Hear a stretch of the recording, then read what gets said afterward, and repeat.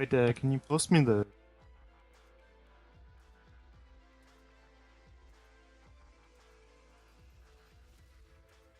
Welcome to another edition of First Blood, and I'm sure it's going to be ridiculously epic. League of Legends has gone into absolute meltdown. The community's in an apoplexy. It is, of course, the off-season where it just everything you thought you know just goes out the window. And I'm Richard Lewis, your host for the show, going to try and get through it. Anyone who's been following my work of late will know I've had some sort of horrific virus, and I'm still struggling. So it might be up to my co-hosts to take up the slack tonight, and they are, of course, the mighty Brokenshard, who himself is doped up on painkillers right now, not because he's ill, just because he's got a drug problem, and Josh Atkins, who's living in sunny LA at the moment. And look at his tan. Hello, Casper. How are you doing? Yeah. Hey, Josh, Sorry, I don't have time to go out and tan, dude. I'm too busy banging models in LA. Boom. You know, That's how he's rolling. And I'm doing me. Our special guest this week, and I'm absolutely super delighted to have him on. It is, of course, the great CandyPanda, former SK Gaming, but now a free agent. And I'm hoping you're going to be able to follow up Glebe's appearance last week, because that was epic, dude. So you've got big shoes to fill. How are you doing? Hey, I'm doing good, and I hope I can give some good insight. I'm sure you will, and don't worry, it's not like summoning insight. I'm not going to force you to say mean things about your teammates, but maybe I will. He's going to force you. Maybe I will. We'll see if the medication kicks in. Well, Thorin prepared me, so... Well, Thorin's kick is magnificent. Yeah, God, that was awkward. But anyway, let's try and get a little bit focused, guys, because we've got lots to get to, and I mean lots. Lots would be an understatement of the decade. So I'm just going to quickly read out some of the topics we'll be talking about for all of you guys. So I did write them down in front of me. So, of course, there was actually Worlds.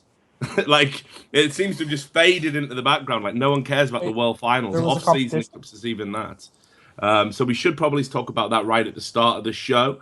We've actually got a very special announcement, I believe, Josh, which you're going to be doing in regards to Team Fusion. So we'll get to that pretty soon. We've got the drama with CLG allegedly trying to poach Zion Spartan from Team Dignitas. Odie taking to Twitter to let everybody know he was disgruntled about that. We had Rekkles linked with Alliance. Then we found out today that it looks like he's willing to buy himself out of his own contract for only $15,000. I say only. I mean, that's like a year's salary for an esports journalist. But that's apparently it's peanuts to you League of Legends players. Then on top of that, we've got Imaqtpie leaving Team Dignitas. Tier was fully stacked off the back of that one. Alex Itch's team, well, that was a flash in the pan. That died on its ass. Curse have announced Piglet. Jesiz has left SK. We've got Adrian, who's going to be perfectly poised to tell us a bit more about that. Crepo leaves EG. Mancloud, gonna nearly call him Manclown there. Maybe that's appropriate. I know, Freudian slip. He was talking about I love him, really. We're talking about XDG and how he was effectively removed from Curse for arguing with Saints. So much to go into. Let's just get the World's talk out the way. Guys, I'm guessing you watched the final. Koreans won. GG, well played. I'm going to sleep.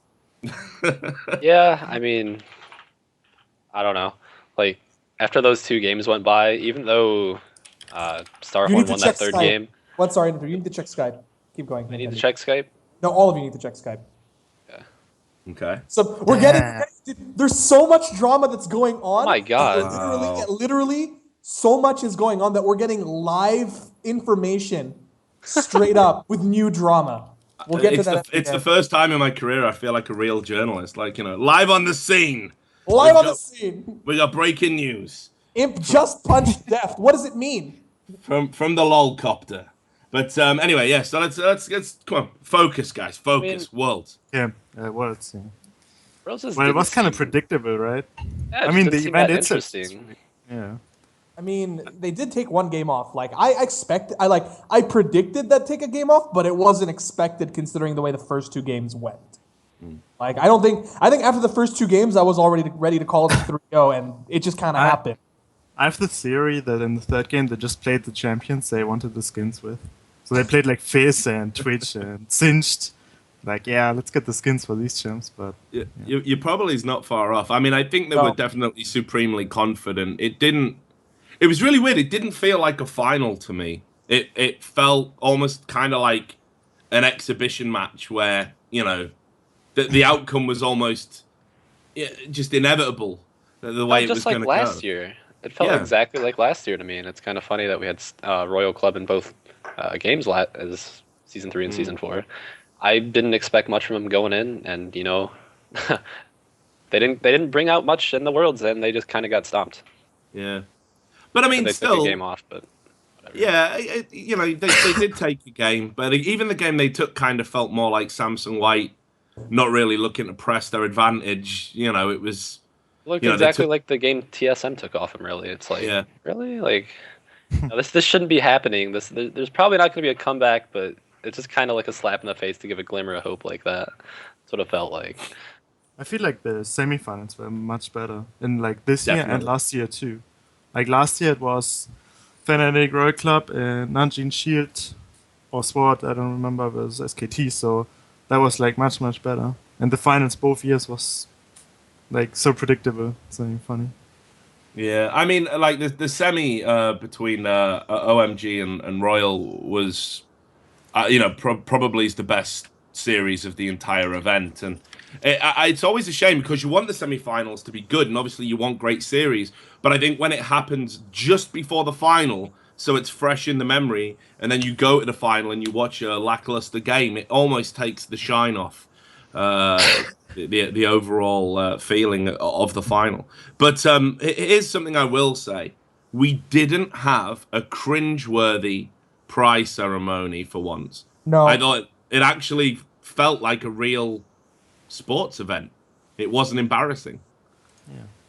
I'd also like to take the moment to thank Imagine Dragons, top of the Reddit post, and everything else. No, but how awesome was Imagine Dragons actually being there to perform?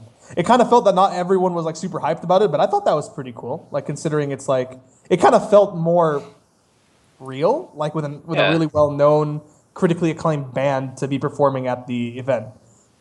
I'm not a huge fan of Imagine Dragons. I actually like the musicians from last year. You know, the crazy guitarist and the Asian violin chick.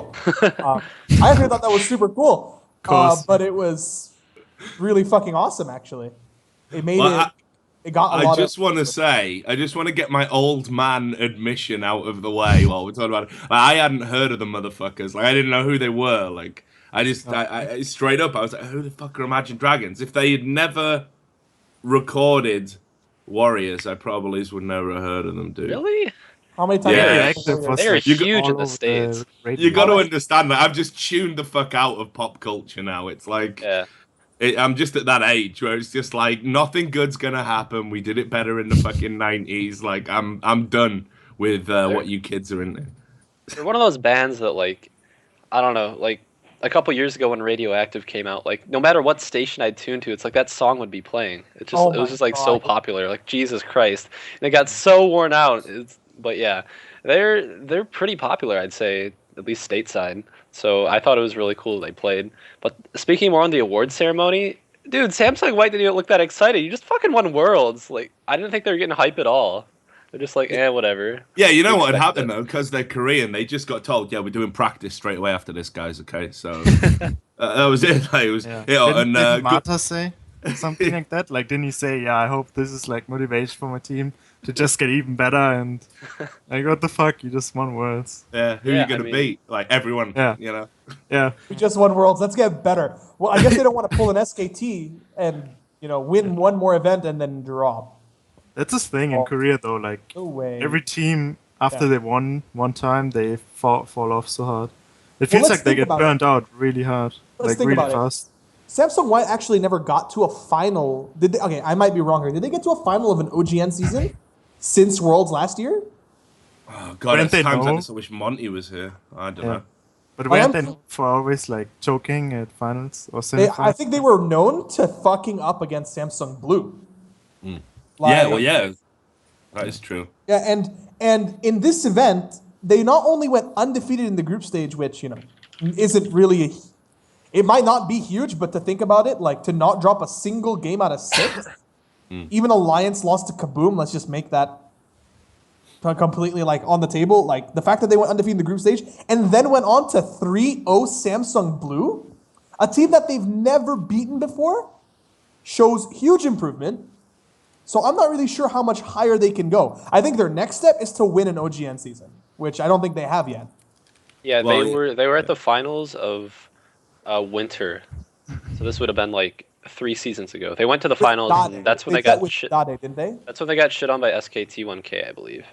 'Cause SKTK won this, so wasn't this like right after Worlds that they? It was right after Worlds. They beat January them 25th. Yeah. Yeah. And Kind of of at course, the end. It's kind of at the end of T1K's dynasty, I'd say. yeah. When they lost to them, they did make it to the finals though. I don't really remember it. I guess they must have gotten real bad.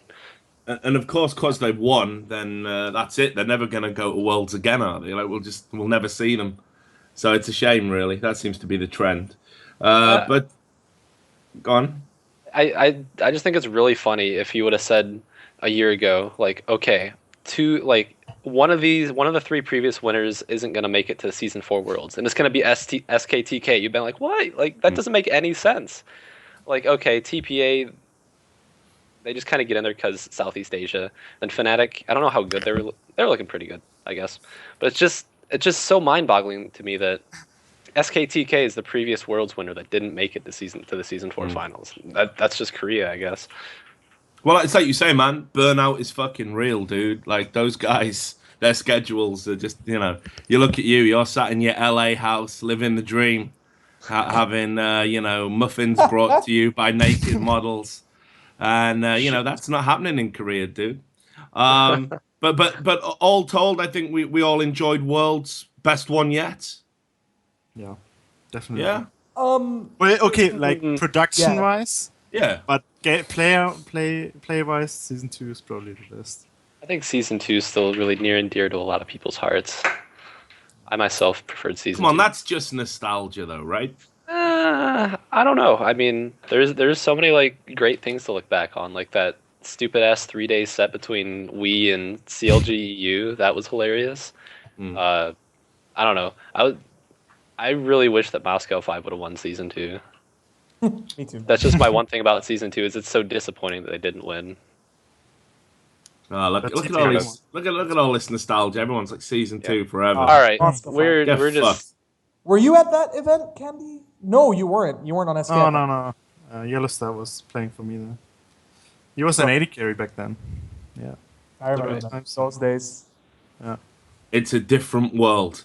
So, with that in mind, before we get into the realms of transfer talk, let's do Josh's big news. Now, for those who watched last week, they will know that we were teasing an announcement about a team possibly involving Mancloud. And what I thought was really weird was nobody on the show knew anything about it apart from me.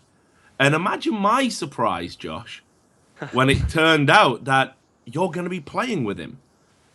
So you're part of something called Team Fusion, I believe, and you want to tell us all about it. Okay, so let's step back about a week ago. Back then, I was not planning to play on the supposed Team Fusion. I did not know it existed, really. Well, I knew it existed, and it was a possibility. And the only reason I really got involved was because I think we did the show, Wednesday? Tuesday? I don't remember. But a couple days later, Nien said, hey guys, I'm leaving for this team with Imaqtpie. And I was like, I'd heard some things, but I was like, oh my god, this is really coming together. He's like, I'm playing AD carry. So that happened, and I kind of didn't want to stay with the team I was on because we weren't doing that great, and then losing Nien was a huge blow for us. So I had been contacted by someone from Fusion, and they were asking if I was interested because they needed a jungler. And I kind of said, yeah, that'd be a great opportunity for me since my team's probably not going to be staying together. And, I don't have a whole lot of time before expansion. So that's how I got involved. And a couple days later, I got flown out to LA. It was all super abrupt. I barely got to say bye to my parents. And yeah, but I guess I might as well go ahead and announce the roster. So the roster is going to be myself in the jungle. Nien is going to be playing AD carry. Gleeb's going to be playing support. Huhi from Big File Miracle is going to be the mid laner. And Mancloud will be the top laner. And of course, everybody knows who Mancloud is. That is Team Fusion. And I remember seeing a tweet from Thorin that made me laugh. Imagine telling Macnoon in Season 2 who he'd be playing with now, the horror. And I thought that was a little bit funny.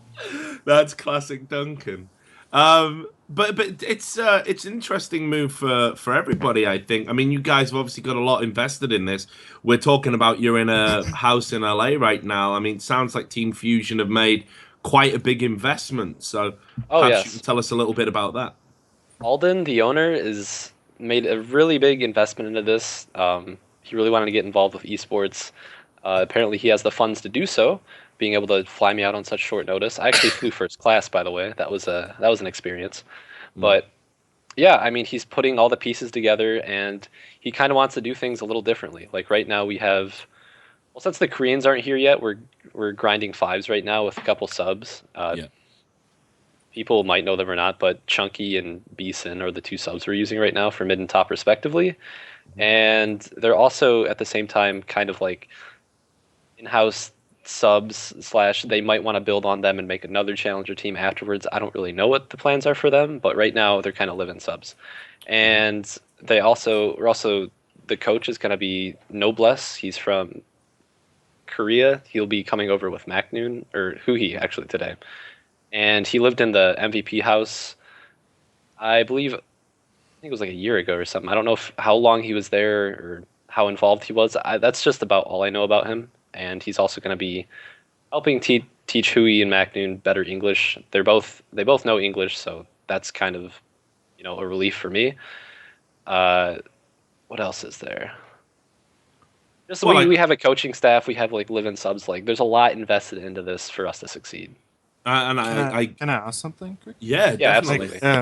Who is the owner then? Is it just some guy who wanted to get into esports, or is it? It's owner. His name's Alden, and he's just some guy that wanted to get into esports.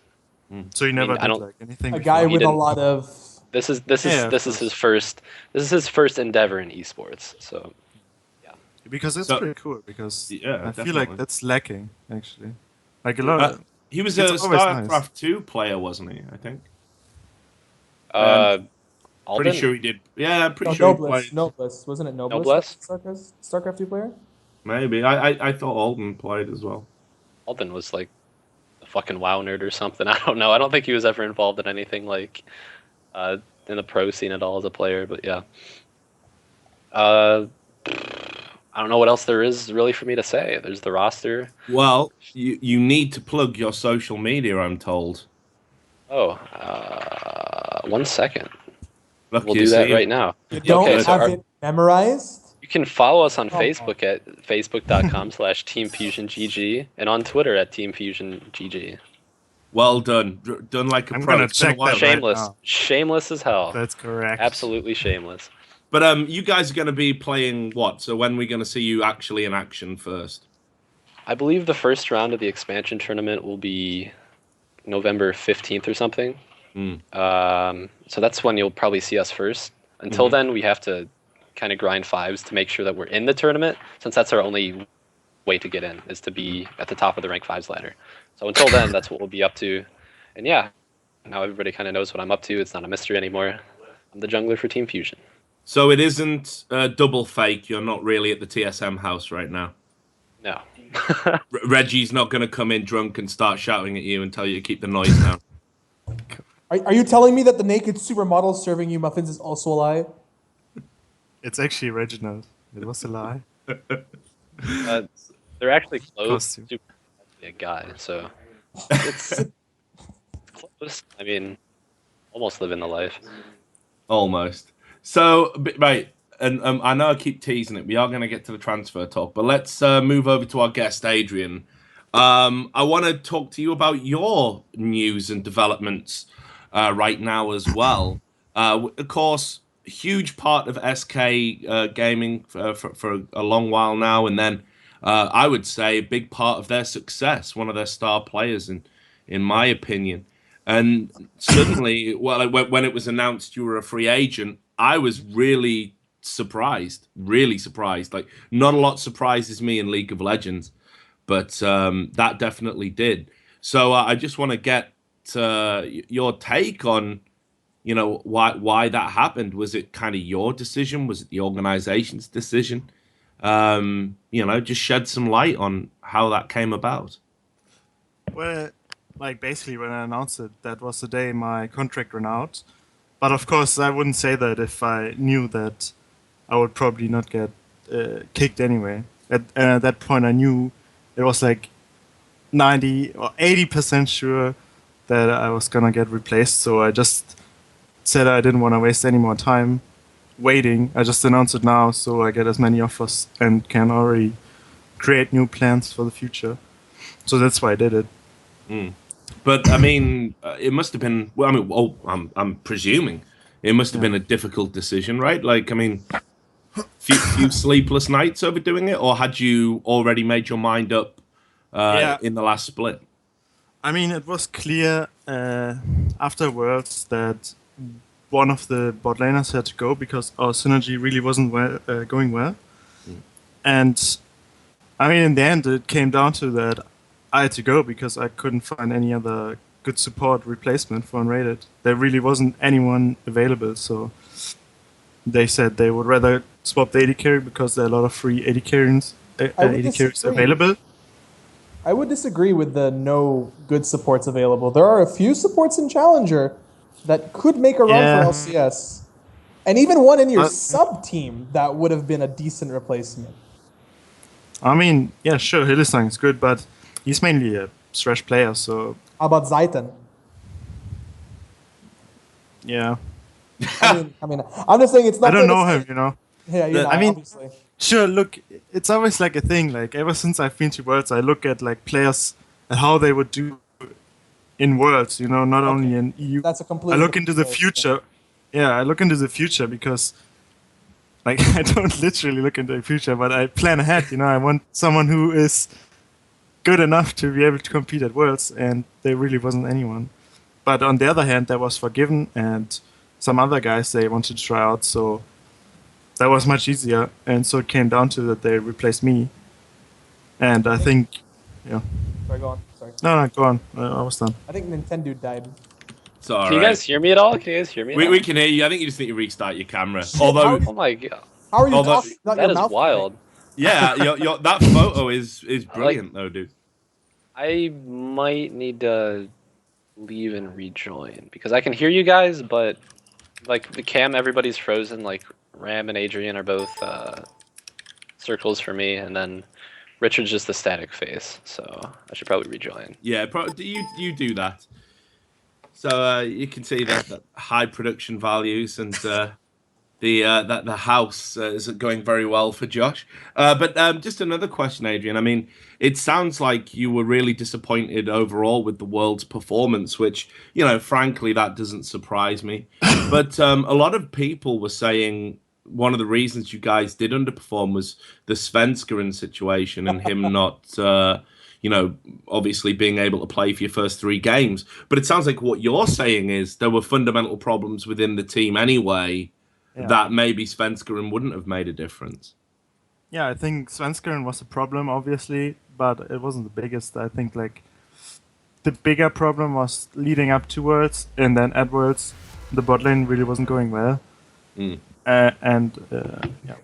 could see it in the games, and Raiders champion pool was really small. And so I wasn't satisfied, so our synergy was really bad. And then also Jesiz got kind of stomped in the first game with Björksen, and then he kind of went on tilt from there. So because we had to play with Julius, so the synergy wasn't there as well. And yeah, it went all downhill from there. So I got to ask you, when the Svenskeren thing happened, and the ban came in, I mean, what were your reactions? I mean, first of all, had you guys seen the name of his account, the Ching Chong thing or whatever it was? Yeah, actually, when he renamed himself like that, I actually stood next to him, like he was in a solo queue game, and I said to him, like, yeah, that's kind of offensive actually, but I didn't think much of it, you know. And I think the whole thing was really blown out of proportion because, I mean, there's the whole story about how it went down, but like the general deception, I feel, of how the situation was is actually really false because the way it really happened wasn't meant bad or anything. It just got blown out of proportion. I'm sure it wasn't malicious. I don't think. Yeah. I don't think anyone's saying Svenskeren is a racist or anything. But it's like you say. You said at the time it could have been construed as offensive. So, what were your reactions like when you realized you were going to be without him for 3 games? I mean, you must have been. Yeah. I mean, because SK Gaming had a lot of shit going into Worlds. There was obviously the Incarnation situation, and then that you guys must have been on a real, like a low mentality going into the tournament. Well, yeah, it's kind of weird actually. I wasn't really because I don't know. It's weird to say. I wasn't that not shocked, but that affected by it. I don't know. It's weird to say, right? But no, that's fine. There's no wrong answer here, dude. Like, yeah. I'm presuming, but that's all I can do. I mean, maybe you weren't as affected because perhaps a little part of you had maybe made up your mind that you were going to be here, that you were going to be sat as a free agent after Worlds, no matter what happened. No. At Worlds, it wasn't decided yet. So at that point, there were no plans to replace anyone. But I don't know. I mean, we had Julius there. Like, it was so lucky that we had his jungle sub. We had him there. We played some scrims with him because we knew there was the possibility of Sven being banned. So it went kind of good. So we thought to ourselves, if we win 1 game, then we can win the other 3 with Sven, and we can still go through. So that was like, that seemed like a good plan, right? That seemed doable. So I wasn't that sad, actually. I mean, in the moment, I don't think you can't sit on it. Like, as in your case in Worlds, like, you guys have to get out of this group. So I think you guys kind of came up with a plan. Like, all right, we don't have to do anything too crazy while we have Gilius. Just win a game and then we'll win out with Sven. We'll be fine. You can't waste your time worrying about like, oh no, we don't have Svenskeren for 3 games. So it probably didn't affect you guys as much as players, but I mean, from the outside looking in, it seemed pretty rough. Yeah. I mean, then there was the other point where you look at the situation and you're like, okay, if you tell Sven like, okay, dude, you fucked up, you ruined our worlds, fuck you, what the fuck? Then the games where he will be unbanned are like screwed because he ruined like the whole atmosphere. So we really took it really lightly, like as light as we could, and then we just went with it, tried to win 1 game. What was it like playing with Jelius is what I want to ask. Jilius. Oh, he's really energetic in game. Like, he was shouting like, huh? Were you surprised that he got benched from UOL? That's kind of a different thing, but I was really surprised that like UOL's like, we don't want him anymore. They just picked up someone else. Yeah, that was kind of weird. Like, when he was with us, he was chatting with them, and he already knew that they were playing with Kickers. I don't know. That's kind of off topic. I think that's for another conversation. The Julius with UOL. We never actually talked about it when it happened, but we'll save that for our 50th edition. Yeah. So here's something else I want to ask just while we're here. And it'll lead into the transfer talk that we'll get to. Jeziz's performances at Worlds, I mean, they came under a lot of scrutiny. He came under a lot of criticism. Really felt sorry for him in some games. Can you give us some insight into A, how you think he played, and B, how the criticism and performances were maybe affecting his mindset during Worlds? I mean, like, it was really hard for him because the first game was versus TSM, or versus him. For him, it was versus Bjergsen, and they're both Danish mid laner. They both have something, like, he had something to prove, and Bjergsen had something to lose if he would lose lane to him or whatever. And you could feel like there was a lot of pressure, and he had to play with the jungle sub. He couldn't perform as he normally would, and then he got owned, and then he was kind of pressured during the whole world. So after the first game, it was like really hard for him, I think, because his morale was really down after the first game. So I don't know. Yeah. So I can imagine the morale being down because I know Svenskeren, like without any offense to anyone on SK, I felt that he was really the driving force of the team. Yeah, of course we focused our playstyle around his playstyle. Well, when I played against you guys in Copenhagen Wolves, like we had been scrimming for a while, and it'd been my first time actually playing in the EU LCS against the EU junglers. Out of the entire time, like all the time, Svenskeren was the only jungler that really made me feel like scared of my positioning in the jungle. And he did, even in that game, he did punish me for it, because I know that he's the kind of guy to kind of walk in and punish predictable jungle movement. And like I know that he's a huge driving force, so I can see why Jesiz would have been a lot more pressured, maybe because Julius plays different and because he wasn't used to it, and like he didn't have that reassurance that he had this powerhouse behind him, like covering his back. Yeah, it was the whole team actually. I mean, I don't know if you watched SK games, but I think it's pretty obvious the way our playstyle worked was he invades the jungle. We know where the jungler is. All lanes are free because there's no jungle pressure, and we just shit on everyone on lane because Sven is always in the enemy jungle. And Julius just, he had no time to adapt. He couldn't do that. We had no info on where the jungler was, and then it kind of all fell to pieces, you know. So yeah. So what about now that he's a free agent? Can you give us some insight into that? I mean, was that his decision? Does he feel he needs a fresh start, maybe to find his mojo again? Or was it SK saying, look, you've really underperformed. We love you. You're a great guy. And as I said in the pre-show, I've had the pleasure of interviewing him a couple of times. You couldn't meet a nicer dude, like no doubt about it. But, I would understand maybe if an organization was saying we need to look at our options after the way Worlds went. So do you know which way it was? Yeah, I think it was both ways. I think for him, he wasn't happy that... Okay, look, like at Worlds, we made like a pact. Or we said to each other, let's not actually swap anything. We just want to go to holidays, have a nice off-season. And, we can just sit back and laugh at all these roster swaps people are doing. We don't have to worry about any of that shit. And then the way it happened actually was that, like there's always, people talk behind other people's backs, and it's just, one guy's free now, a free agent, so maybe we could try him out. And this guy approached me, so maybe I would take him into consideration. And then there was a lot of, talking behind each other's backs going on, so I don't think he was happy with that. And on the other hand, I don't think SK and the players, some players wanted to keep him as well, because the way Worlds went, I guess they thought as well they could get a better option.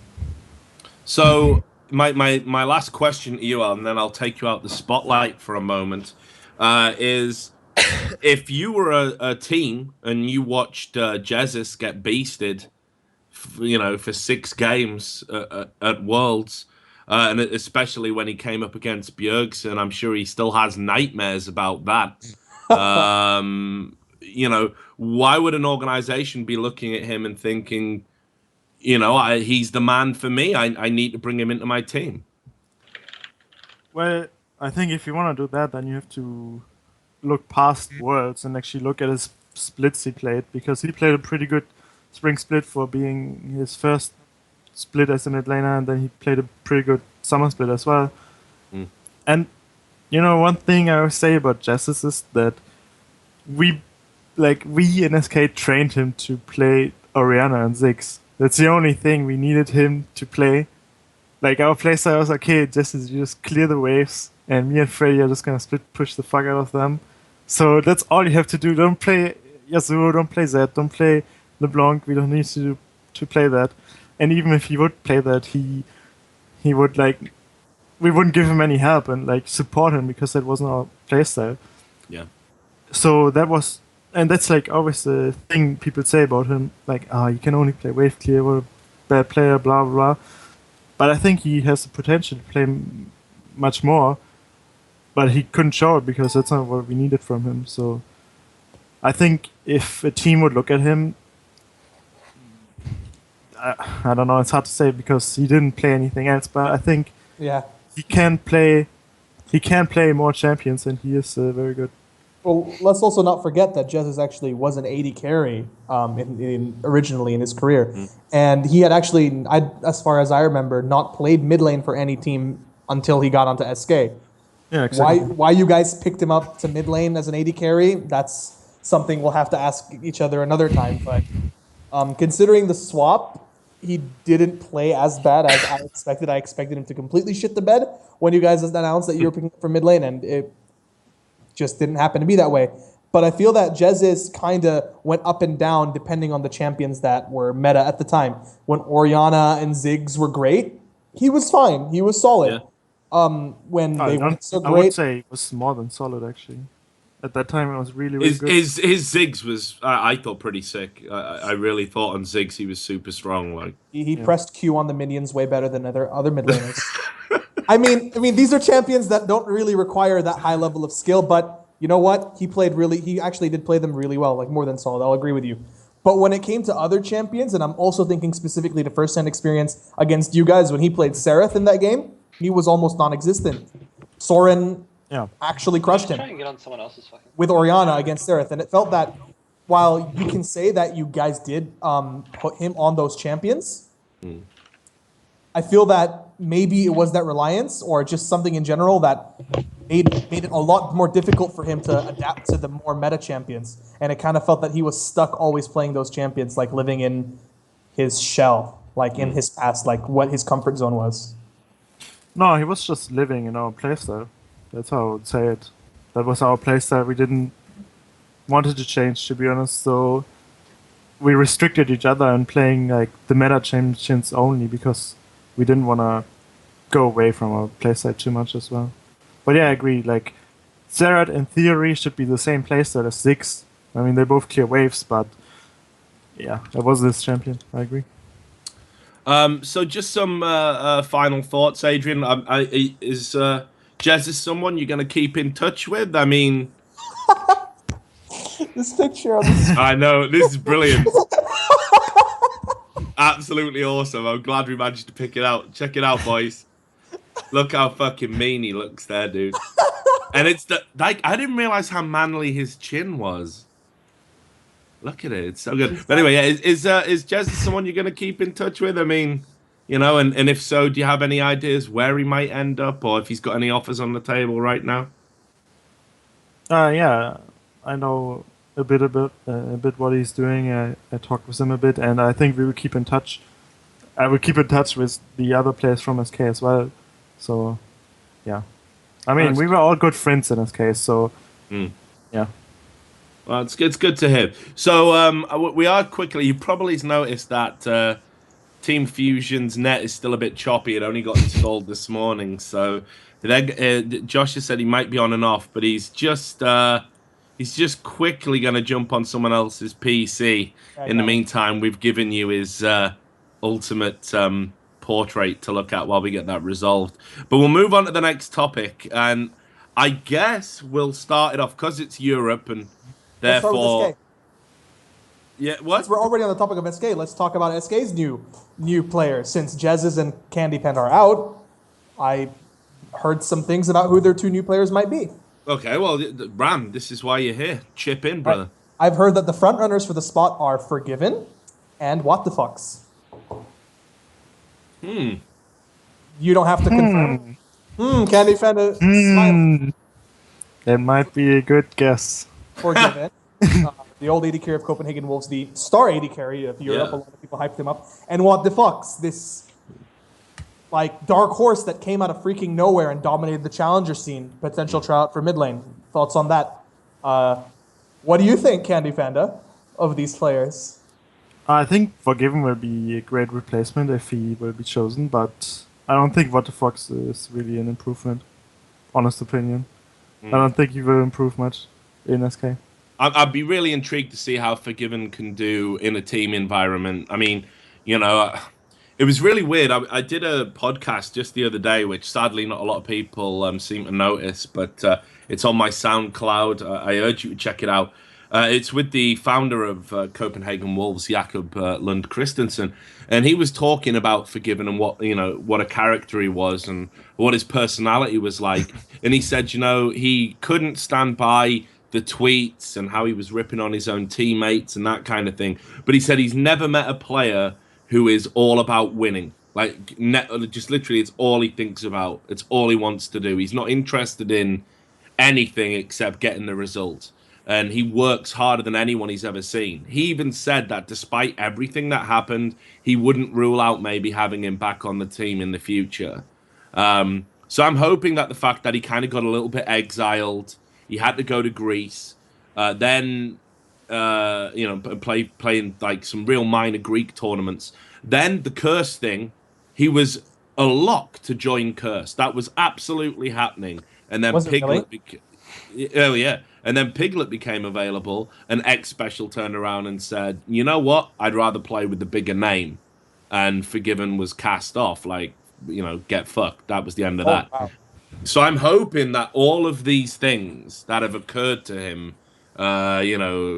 just recently, have maybe given him a fresh perspective about how to work in a team, and that he's really got to take these opportunities now because he might not get another one in the future. And if he can be focused and play nice with 4 other people, he's going to be a fucking force to be reckoned with, because I think he's one of the best AD carries in Europe. I think, without a doubt, that if he's on a team that's consistently winning, he'll have no issue playing nice. But I will agree with what the CEO of Copenhagen Wolves said, is that Forgiven is a guy that really wants to win. He's a guy that at any given point just is super serious about competing and won't be satisfied with anything less than first. On SK, I see it happening. I see them definitely being a contender for the top spot. Whether or not any attitude issues might come up, we'll never know. So I don't think so, unless they would start losing, maybe. I mean, I would have. Wait, what's that weird sound? Maybe it's just me. But I can really believe that he will be nice if things go well. But I think as soon as things go south, he won't be there to pick the team back up, So we will have to see how it goes, honestly. We're doing I don't think great rotations here, by the way. I don't know if you know. I think I'm back. Yeah, you're back. I didn't know Manifesto was on the show. Just trying to get the cam to have the best light. No, but I do agree with you. Unless shit goes wrong, I don't think there'll be an issue. If shit does go wrong, it could implode. You never know. But what another thing though is that they will not have Incarnation next season as the honor list, and they will also cut the sports psychologist as it looks. So that might help. Well, it's really Can we talk a little bit about Incarnation as an analyst? Because I know Jensen at a very small personal level. I say hi to him if we see each other in real life. How much did he actually help you guys? There was no real. I actually wasn't aware that he helped you guys a lot, or if he helped at all. I knew that he was associated with you guys, but I don't know to the extent. I'm just gonna get the official from you. How much did he actually help you guys? He was the 6th person in the team who didn't do much analyzing, but more gave his opinion on stuff we argued about. That's basically what he did, and he was there for the good mood. He was pretty funny to be around, so it was always nice. He didn't do. Yeah. Would you attribute your success to him? Would you say that he contributed greatly to your success as a team? Yeah, a bit. I think not as much as the sports psychologist or the players themselves, but he definitely did his part. And even if it was just sometimes saying, he played solo queue every day, and if there was a new P champion, he found it out first. So even if he said, "Hey, look, this guy champion is coming up, maybe we should try him out," then that even helped. And he solved a lot of arguments because he was the 6th opinion on things. I just want to clarify that because I wasn't aware, Yeah, but he didn't do much traditional analyzing stuff, no. I always heard, and I don't know if this is true, but I always heard that if at any point he was ever unbanned, he was going to slot straight into the SK team. Just boom. If the day he was unbanned, it was right, come on, Nikolai, you're in the fucking side. Is that true? Not to my knowledge, no. That wasn't There was a hesitation. I thought I had you. I thought I tricked you. No, like our team was running well. Why would we swap anything? But if he would be unbanned, then you never know what could have happened. But at the point, it was so unlikely he would get unbanned. We never really thought about it. Right. So, Josh, you're with us, are you? Are you with us? Are Yes. you settled? Right. I believe I am. Let's do some You're in the fucking garden NA now. talk. Right? Thank God. NA The talk. snooze fest incarnation. Yeah, he's banned. Who cares? No, but it's interesting. It's interesting. The incarnation situation. LA It's has gone to pretty your fucking head already. You've only been there 24 hours, dude. So, look, let's talk about the CLG drama. Last week's show, and I know you only caught a little bit of it, Adrian, so I'll just give you a briefing. We talked about CLG basically being, 4 guys and a Korean, how the team was racked with internal strife and all sorts of problems. We felt that Seraph wasn't going to be part of CLG moving forward. And then it came to light that CLG had allegedly, and I guess we've got to say allegedly, even though it did happen, but allegedly, they tried to poach Zion Spartan from Team Dignitas, which, I mean, again, we don't know if there's going to be any ramifications for that. But Josh, since you haven't spoken for a while, what did you make of the potential move of Zion Spartan to CLG? First of all, I do think that the talks between Zion and CLG while he was under contract did happen. So I don't know if Riot's going to do anything about it, but I think that did happen. But the possibility of it still happening, I'm honestly not sure. Because just a couple weeks ago, it was like a week ago or something, he said on stream, like, I'll probably stay on Dignitas. So I think even he's still a little unsure. I think like during the season, he got really cold feet, kind of when Dignitas was in their slump. It was kind of like, convinced himself, like, we're probably not going to Worlds. I need to know what the heck I'm doing. I don't like this team and what's going on with it. But it looks like Dignitas is apparently making moves. I mean, CutiePie's out. Odie's tweeting about how he's signing, what was it, like Korean players or something. So one Korean tweet and one Chinese tweet, actually. Yeah. But okay. I mean, that might just be Odie just Who knows? not knowing the difference. I don't know.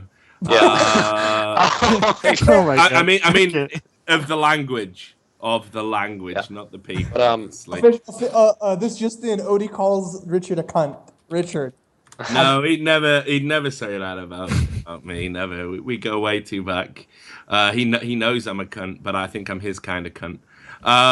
But yeah, so I don't know if that's happening now. He actually tweeted today, I think, saying paperwork is a bitch, and then something else in either Korean or Chinese, because I don't know the difference either. Yeah. I could see Zion staying, but I don't know what his how mad Odie really is about the whole poaching deal. I don't know if he's like more pissed at CLG or more pissed at his own player that it happened. Maybe both. I don't know. So I don't know if Odie and Zion are on great terms. I know that Zion's actually not at the house. He's at home right now. He lives in San Diego. Obviously, yeah. I go back with Michael, and he's in the chat, so he can speak for himself. But I'll presume speak for him on this issue. I know that as a manager, the one thing you can say about Odie, whether you like him, love him, loathe him, with that one Twitch outburst being the exception that proves the rule. Generally, he does everything in a very proper way. He handles his business in a professional manner, and he treats it like a business. I can't think of a time when anyone's ever accused him or any of his managers or even any of his players of tapping up or illegally approaching another player. He's always exercised within this, and it is illegal. It is a legal thing. We've talked about tortious interference on Trash Talk just the other night, but it is a legal thing. But also, it's a gentleman's agreement. You're going to have to work with these organizations in the future. So how does it benefit you if you're illegally tapping up people's players and burning about 50 different bridges at once? So I actually think he's pissed off at CLG, and I think legitimately so. Because Team Dignitas were in a position where he didn't know who was going to re-sign, and he wanted to re-sign all 5 players. He wanted to keep that team, and when other organizations are stepping in and interfering with that, I think I'd be a little bit pissed off actually as well. Yeah. I would. But I think the big reason I can see Zion still staying is QD was kind of talking about how he missed just playing with his buds and whatnot, and how Scar is off the team. Like he wasn't happy anymore. So I kind of see this as maybe Dignitas kind of passing the torch from those rock solid days to like a newer, I don't know, like more OD focused, more shifter focused. I don't know like what the focus is gonna be around, but I don't see Kiwi rejoining and with QD gone, and I think maybe Zion will stay on board with that, and maybe they'll try and do something with that core of shifter Crumbs and Zion Spartan, maybe sign a Korean Chinese bot lane. I have no idea. So that's why I could still see Zion staying and not going with CLG, is maybe like, hey, we're gonna definitely make some changes to our roster that I think will benefit you. So I'll get Rams and Adrian's thoughts on just the whole tapping up issue. I mean, Adrian, okay, so you were at SK, you were a star player. I think that's fair to describe you as such. Did you ever have to deal with that? Like players coming to you and saying, hey, join our team. It's great here, we'll give you an LA house and internet that works for about 5 minutes at a time and that kind of thing, or offering you money or other incentives. Did that ever happen to you? Well, actually, it didn't. Maybe I'm not that. Maybe I'm not Fuck that. that question then. Yeah. I guess I'm not good enough for people to approach me. that's just only for the superstars. Yeah, it's only for good. So. Well, I tried, goddammit. What about you, Ram? I mean, you're a desirable person. Did you ever get tapped up by anyone? Desirable? Please. No one wants that tied to red buff. When I was contracted, I had been approached by several teams. Maybe not at the super highest caliber, but while I was in Complexity, I was approached and shut the door because you go straight to the manager, basically. I know the rules. I'm not dealing with breaking a contract. I'm not paying any money. I'm Jewish as hell. You don't touch my money. If you sign a contract, you need to abide by it. And if that part of that contract says that you're not to talk to other players or other managers about joining their team, they should know that if you're contracted, you go straight to the owners. And I'm telling you that, I'm telling you 9 out of 10 times, if you go straight to the owners, there's a higher chance that you get what you want than going to the player and trying to go under it. Because, from experience, say you were contracted to, I don't know, just for TCM, for example, because I was in TCM, and Jim was actually a lot like Odie in the from what I heard. And Jim is a super cool guy. If anyone, I know for a fact that if anyone approached a player and he found out about it, he would be fucking furious. Whereas if you went to him, he would lay out the deal with you. And, if they obviously didn't want to sell, or if they didn't want to sell, he would bring it out to you. But he'd be more inclined to talk to you if you abided and respected the contract rule. So I could see why people are pissed, specifically Odie. Riot have fined players in the past and people for doing it. I'm thinking Bjergsen. Whether they do something about it or not, I don't know. All right. That's all I have to say. And the next question, obviously, is we said last week about Seraph, he was on his kind of last legs, that maybe it was a Monty-driven transfer and not something the rest of the CLG organization wanted. Pure speculation on my part, but I think we all agreed that might be true. So, I mean, I think we can safely say Seraph's out the door. If they're tapping up other top laners, then Seraph stays unnumbered, right? Oh, yeah. Shit, my bad. This is him calling right now. Get me out of here. That's me having to take my meds. No worries. What's up with CLG? Because right now it's pure mystery what's going on there.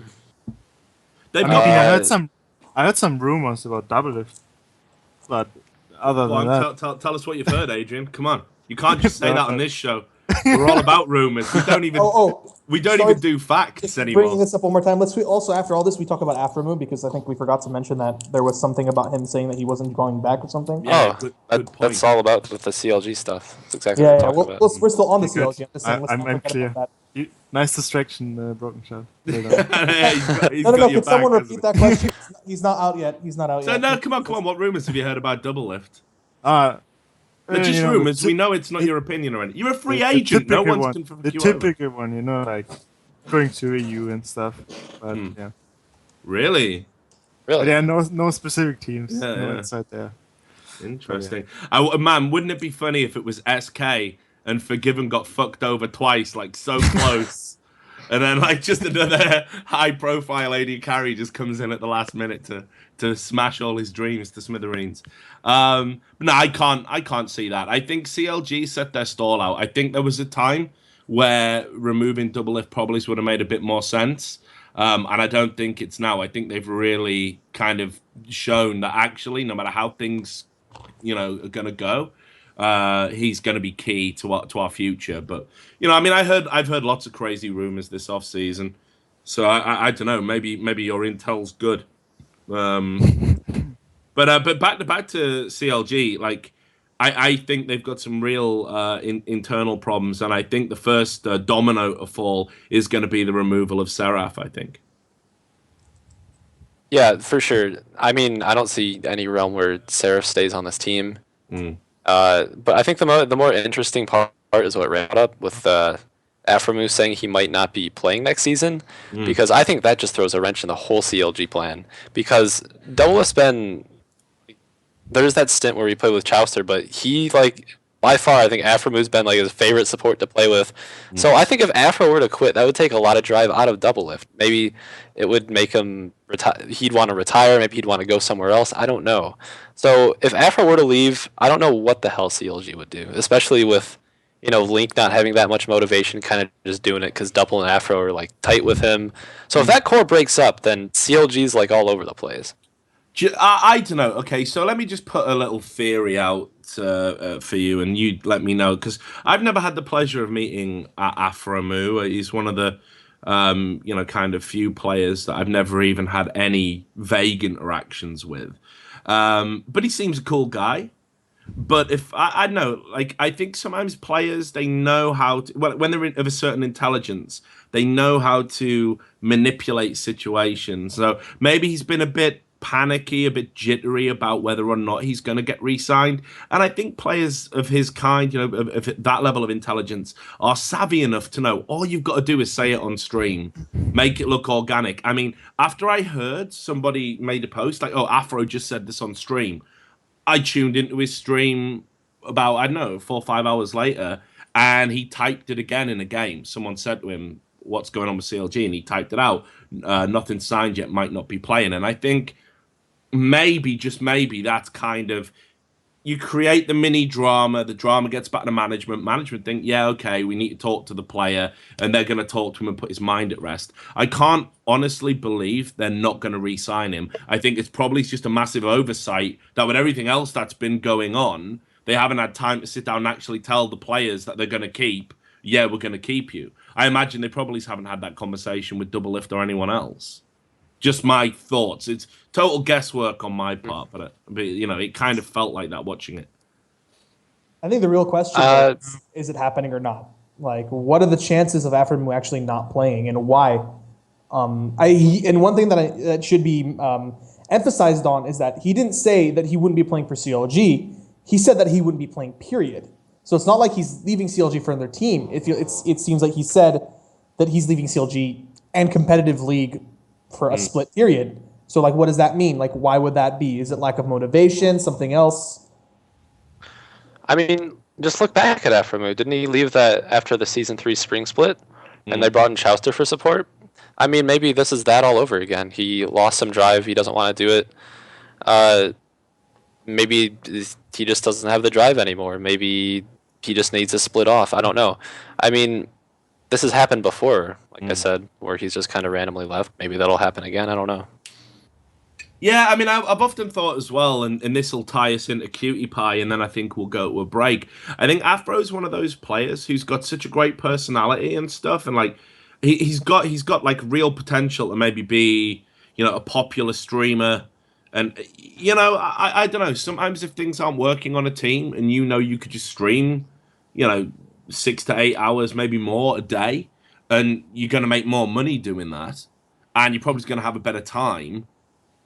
I don't know. If the team itself, if the team environment isn't what you want, I don't know why a lot of League of Legends players wouldn't do that. And I think Afro's in one of he's in that tier of streamers where it's like when he's on, people will watch him, but he doesn't dominate the streaming space in the same way that a TSM player would, or one of the novelty players like a Phantom Lord or someone like that would. But he's got the Aframu? No, definitely not saying that. But he's got the potential to do that, I think, because he's a very personable guy. So maybe he's thinking, you know what, fuck it, like it ain't worth the hassle, and I could make more bank for less hassle. I mean, a lot of the most memorable stream highlights that I remember actually were Afromu ones. Support is so easy, where he dives inside their base to get like a triple kill on Ezreal. Like, he's a funny guy. And I think that he could actually be a very successful streamer if he put the time for it. And God knows that streaming is a lot more stable and potentially a lot more money. I mean, like, Nightblue makes a bank off just streaming.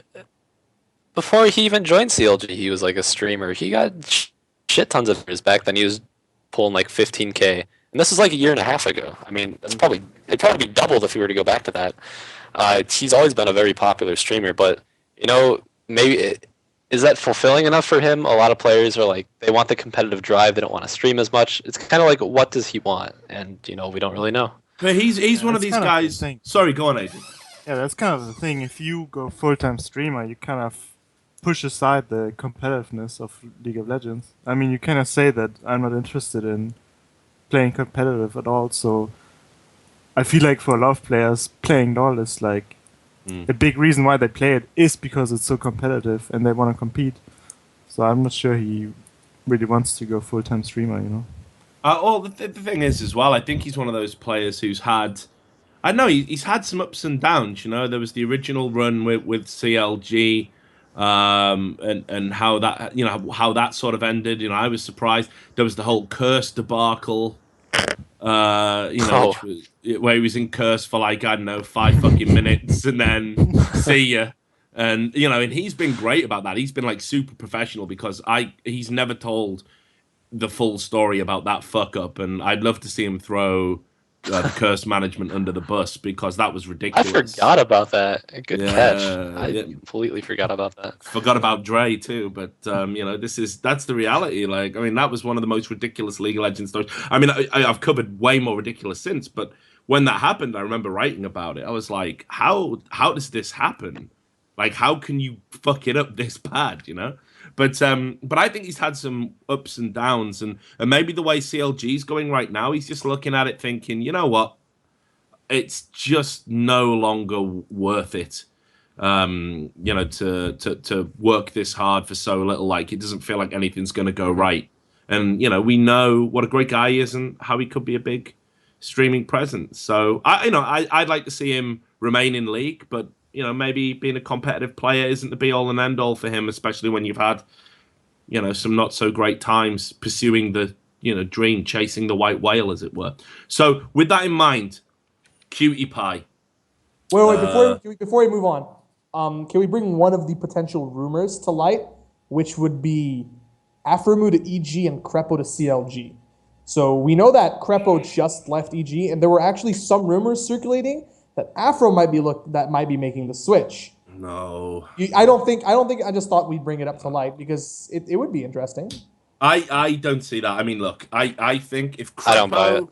If Crepo ends up playing for anyone other than Riot Studios, I'll be fucking amazed because he's been groomed for that commentary job for so long now. That now that the opportunity's here, again, I don't see why he wouldn't jump at it. So I don't see him jumping into the fucking nightmarish, you know, environment of CLG. Like, why the fuck would you do it to yourself? I mean, we're going to talk about Crepo after the break, but he went public about that manager, Brian Condry, or whatever his name is. I mean, so what he said about him was, he said he's a really good manager, like, when it comes to doing the washing up, keeping a clean flat, and organizing scrims. But in everything else, he is sorely lacking. So, to be clear, that Brian dude at EG isn't even a fucking manager. He's a maid. So, you know, why the fuck would he, you know, if you're saying shit like that and, you know, you leave him one bad environment, why would you want to jump into another potential pressure cooker nightmare where nobody knows what's going on? Believe me, if anyone isn't absolutely certain of Riot Crepo as you are, it's me. I am fully convinced that the second he did that, Nick Allen was like, "Join us. We'll be able to find shit together." Oh God, yeah. Like Crepo, like not only do Riot want him, I think everybody wants him. He's perfect. He's absolutely perfect for any type of casting job for Riot. And I think he knows it, even though that he still thinks that he can play and he can perform at a competitive level. It's just, Riot is like a sure thing. It's like one of the most stable positions that you could have in esports, which is probably one of the most unstable professions you can have. And they pay well. And they pay fucking well. The only downside to working for Riot is all the late night fucking, satanic worship meetings and human sacrifice. But other than that, it's a pretty cool company to work for. I think so. If he would find a team that, like, he also said on his post that he's really still has a drive to play, and I think if he will find a team that could go to Worlds, if he finds a team that has the potential, he would totally play. But he would never do another EG again, I think. He would not join a team that has no potential of actually winning anything. So if he won't find a team that's like really, really good, then I can see him going to Riot. But if he finds a team that could potentially win Worlds, not win Worlds, but go to Worlds, then I could like totally see it. That he Right. So speaking of human sacrifice, let's move on to CandyPanda and then we'll take a break. So why sacrifice? You say, Richard. So I'll qualify that. He released a vlog, basically saying the reason why he didn't resign for Dignitas was he didn't feel he was ruthless enough to be in an LCS team. He didn't want to be the guy who was like saying, you're shit. We've got to replace you. We've got to bench you if we're going to improve. And he also didn't want to say that to his, bro and wingman Kiwi in bot lane, but he knew that synergy wasn't working and wasn't gonna, work moving forward for Team Dignitas. So he released a vlog about it. Now, far be it from me to suggest again that maybe that isn't all that meets the eye, but I think we've all seen CandyPanda's streaming numbers. We've all seen his donation figures. And we touched upon it a little bit on my other show, Trash Talk. If I was him and I had the reality of, playing with a substandard support in a team that, the roster wasn't certain. We all know about Shipter as well and how he can be in a team. So if you have to deal with all of that, or you can just stream for 6 hours and make about $2,000, $3,000. I don't know. I'd probably do that. So, what do you guys think? Did CandyPanda really make a supreme sacrifice, or was it the fucking bank talking? I mean, I think he just kind of wants to do what makes him happy, and he seems to really enjoy the kind of meme king that he is. I think like a lot. He is a meme king when you really think about it. Meme master. He's a meme lord, basically. He's created so many league memes that kind of revolutionized what Twitch chat is today. He's evolved it to the glory that we see it today, and he's hella famous on streaming. It seemed that he had such a close connection to Kiwi, but like what you said, he just couldn't do that to his friend. And unfortunately, the power of friendship can only take you so far. Yeah, sometimes he seems like a really good guy. I don't think he's the kind of guy who would go like, I'm just gonna go full-time streaming, like, because of the money, He would do it because he likes to do it, I think. The money being a nice part of it, but I think he just wants to do what he likes. Yeah. I mean, I think for a lot of LCS players and former LCS players, it's never really about the money. So, I mean, if he enjoys streaming, he should keep doing it. He's probably making a lot of money. But, I mean, if maybe he doesn't enjoy it, I don't know. From the looks of it, he seems to enjoy it. Maybe it gets boring to him. He just quits and goes and does something else another day. He's like one of the most genuine people that's like doing it for fun, and it's like really admirable. Because I think we can all kind of relate to that. How we just get into the game for fun, and he's like really sticking true to that. It's kind of funny coming from Cutie. People see him as troll and shit, but it's just I think it's awesome that he has the power to say, this isn't right. I'm gonna do me. If another opportunity comes along and I like the players, I'll do it. But this is I got in this for fun. I'm gonna stick to that. Candy, you're an AD carry. How highly do you rate Cutie Pie?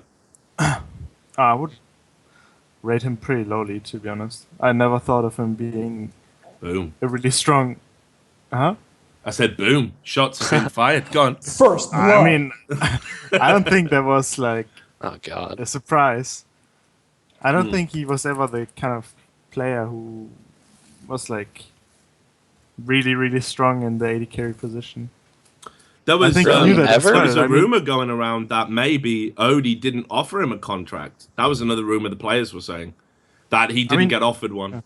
I mean, he himself said in the vlog that he was thinking about if he maybe was a problem in Dignitas as well, and he has to think about that as well.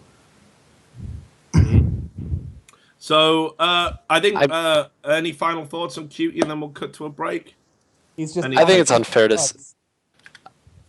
Go for it, John. I mean, I think it's unfair to say he was always like a low tier AD carry, because there was a point where I thought he was like had this play style like in season 2 and season 3 where he just like split push on freaking Graves or something, just cause chaos in a side lane. And that was awesome. I think he has an insane amount of game sense, but eventually that kind of fell off and he became a very generic AD carry in NA. And yeah, I mean lately he has been I guess below average for a lot of standards, but there was a time where QD was like probably the best AD carry in NA, but nobody wanted to admit it. I was referring to the last. Yeah, absolutely. Last season it wasn't that great. When Graves and Ezreal were good, Cutie Pie was a god. Oh my god, his Ezreal's disgusting. Yeah, his Ezreal is still good. What the fuck?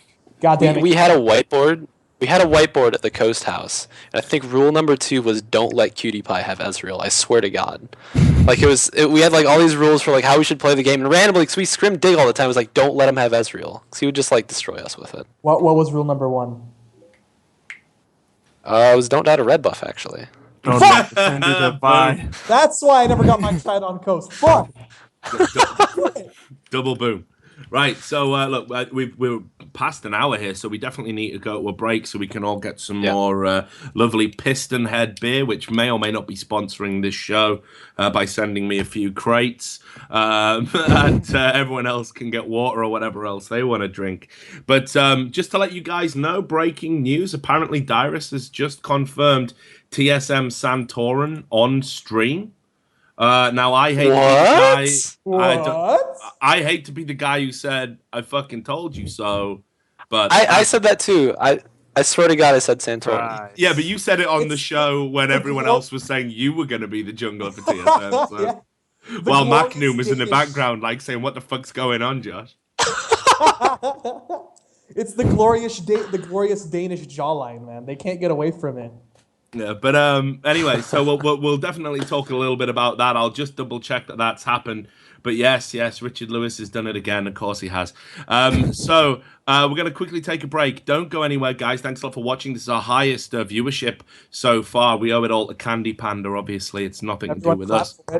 Exactly.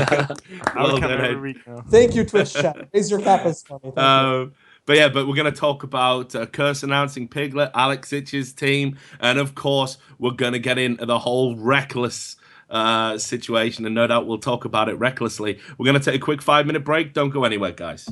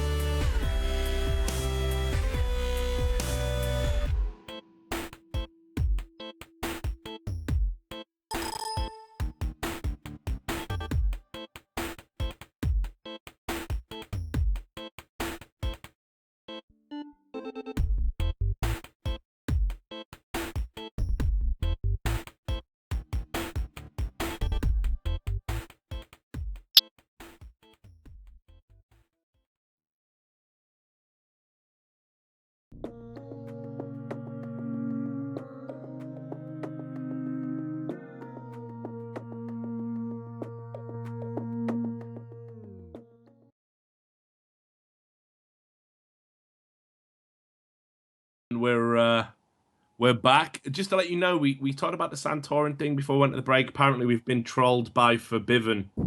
So thanks a lot, bro. But it's still going to be Santorin probably anyway. I wouldn't worry too much about it. Richard Lewis does always deliver. Sometimes it just takes longer than other times.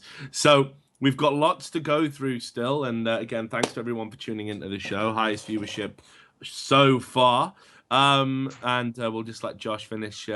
He's been tucking into some bread. I was warning him about the dangers of carbs, but he's not listening. So let's talk about Curse. And I gotta get to it.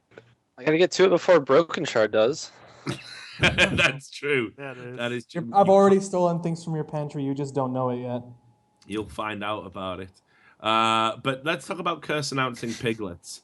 We already talked a little bit about this when we were talking about Forgiven and how basically he was going to be their choice of AD carry, even to the point where, you know, Forgiven himself was doing the cryptic tweet thing saying, "Ooh, I must try the North American adventure sometime, wink, wink."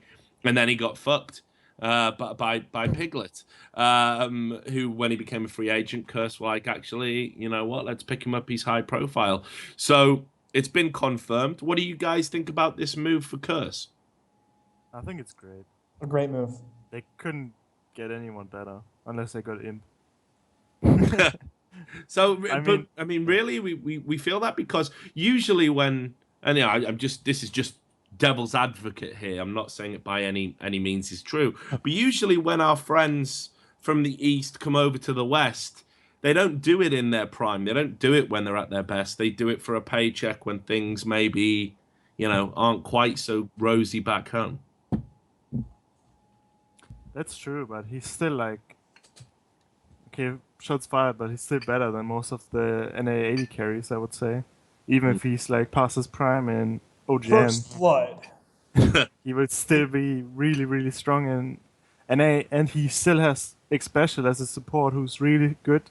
So they're just gonna mesh together, I think, and they're gonna wreck NA. I mean, really though, you feel that's definitely going to happen. I mean, I know X Special's really keen to play with him, and that was the reason he didn't go with, you know, Forgiven in the first instance. But are Curse now a force to be reckoned with just by the addition of Piglet? Yeah.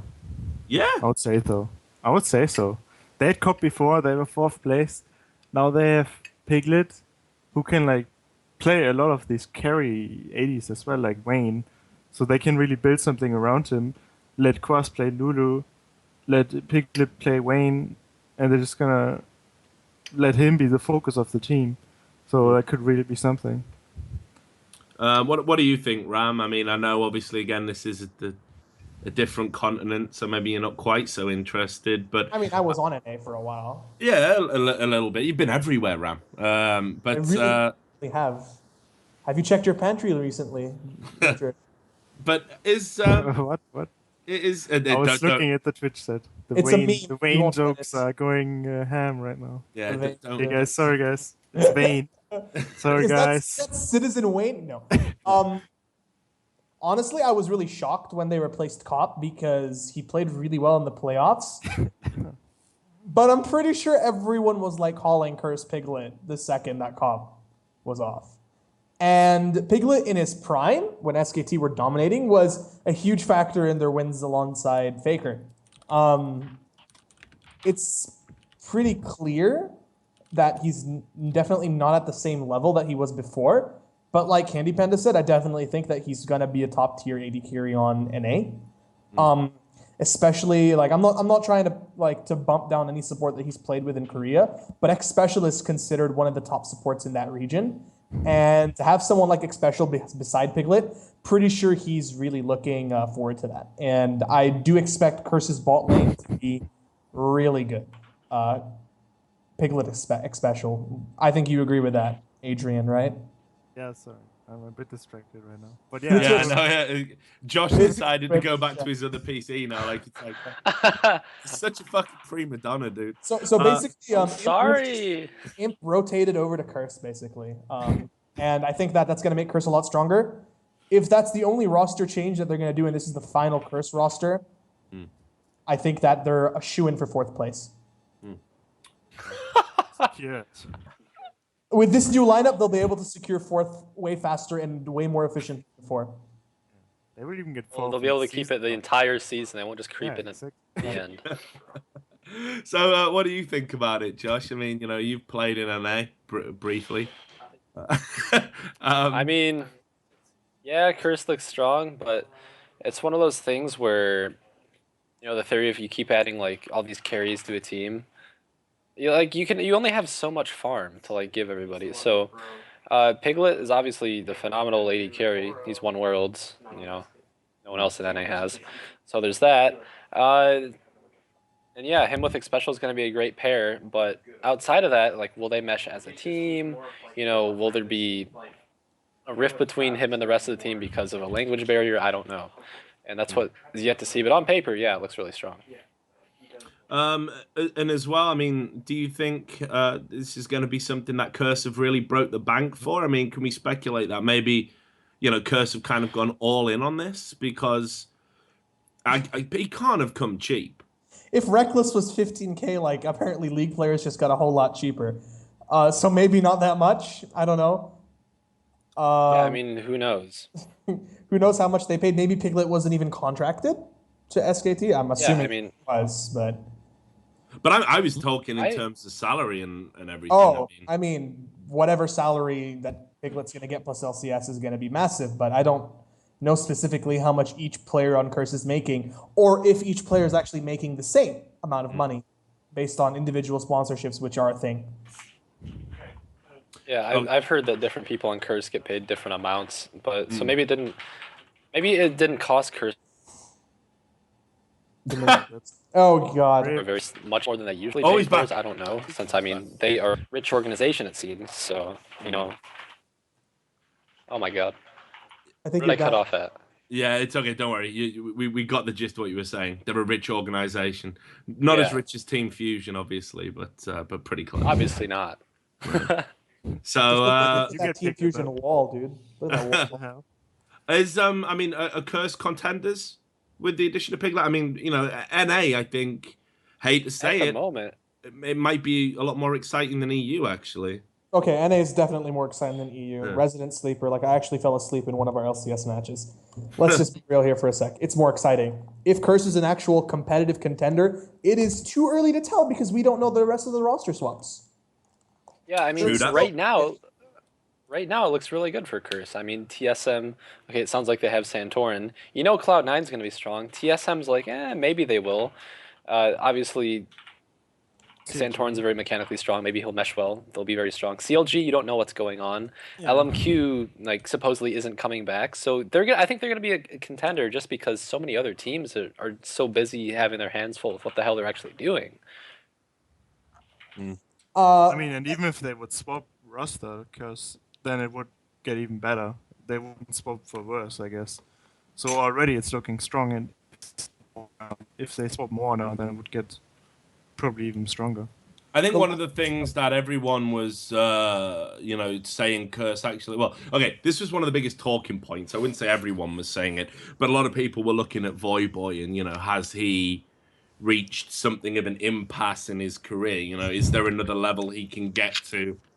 Because ever since they nerfed his entire champion pool, he's been, for me, a little bit lackluster. He's capable of greatness, but he doesn't wreck people the way he used to. He doesn't carry games the way he used to. And I know, obviously, he's been learning a new role in mid and everything, but some of his decision-making, I think, has been questionable. And I know he doesn't look like the same player. Again, great guy, model professional, and a lot of people have a lot of love for him. But I think one of the things that people were talking about regarding Curse is, have we hit the point where Voyboy's maybe a weak link in the chain rather than one of its strongest points? That has been a talking, and then it was proved wrong in the playoffs when Voyboy literally took that mid lane and fucked it right in the, he really did show up in the playoffs, and like I was about to say, the last time we saw Curse play, they played like a completely different team, and they clenched that 4th place spot very, very narrowly. They almost got 3rd. Like they almost went to Worlds. If you really think about how close the series between them and LMQ was, they played like a completely different team, and Voyboy looked like a completely evolved mid laner. If he's able to carry that success into this split, then what's the word? The doubt in Voyboy is probably going to be completely gone, and First could be a contender. But it's not to like a playoffs of playing well isn't a really good justification for a split of ups and downs. And Voyboy did look a bit shaky in some of the games in the summer split. They brought in a new coach as well, right? They apparently didn't they bring in a new coach? Didn't they get the guy from LMQ? Yeah, or whatever his name is. LMQ Alex. No, not Alex. I don't know. Forget it. But I think that could be a big thing for them. I mean, it seemed a lot of the time, you know, their picks and bans were a bit erratic, and you know, maybe there was some sort of issues surrounding the team that aren't just about how they play on the server. Perhaps bringing in a new coach could give them this, you know, change of impetus, and they're going to be hyped. I think when you sign a star player like Piglet, certainly for the first few games at least, you're going to be walking on water, because you're going to think, you know, fuck, we've got someone who's won worlds, you know, playing for us, playing with me. Like all of a sudden, things don't seem quite so bad or quite so difficult. You've always got that belief that your star player is going to step it up and carry the game for you. So, I think they'll start the season strong. You know, just based on that momentum, I think all these changes, all these positive changes, are going to give them.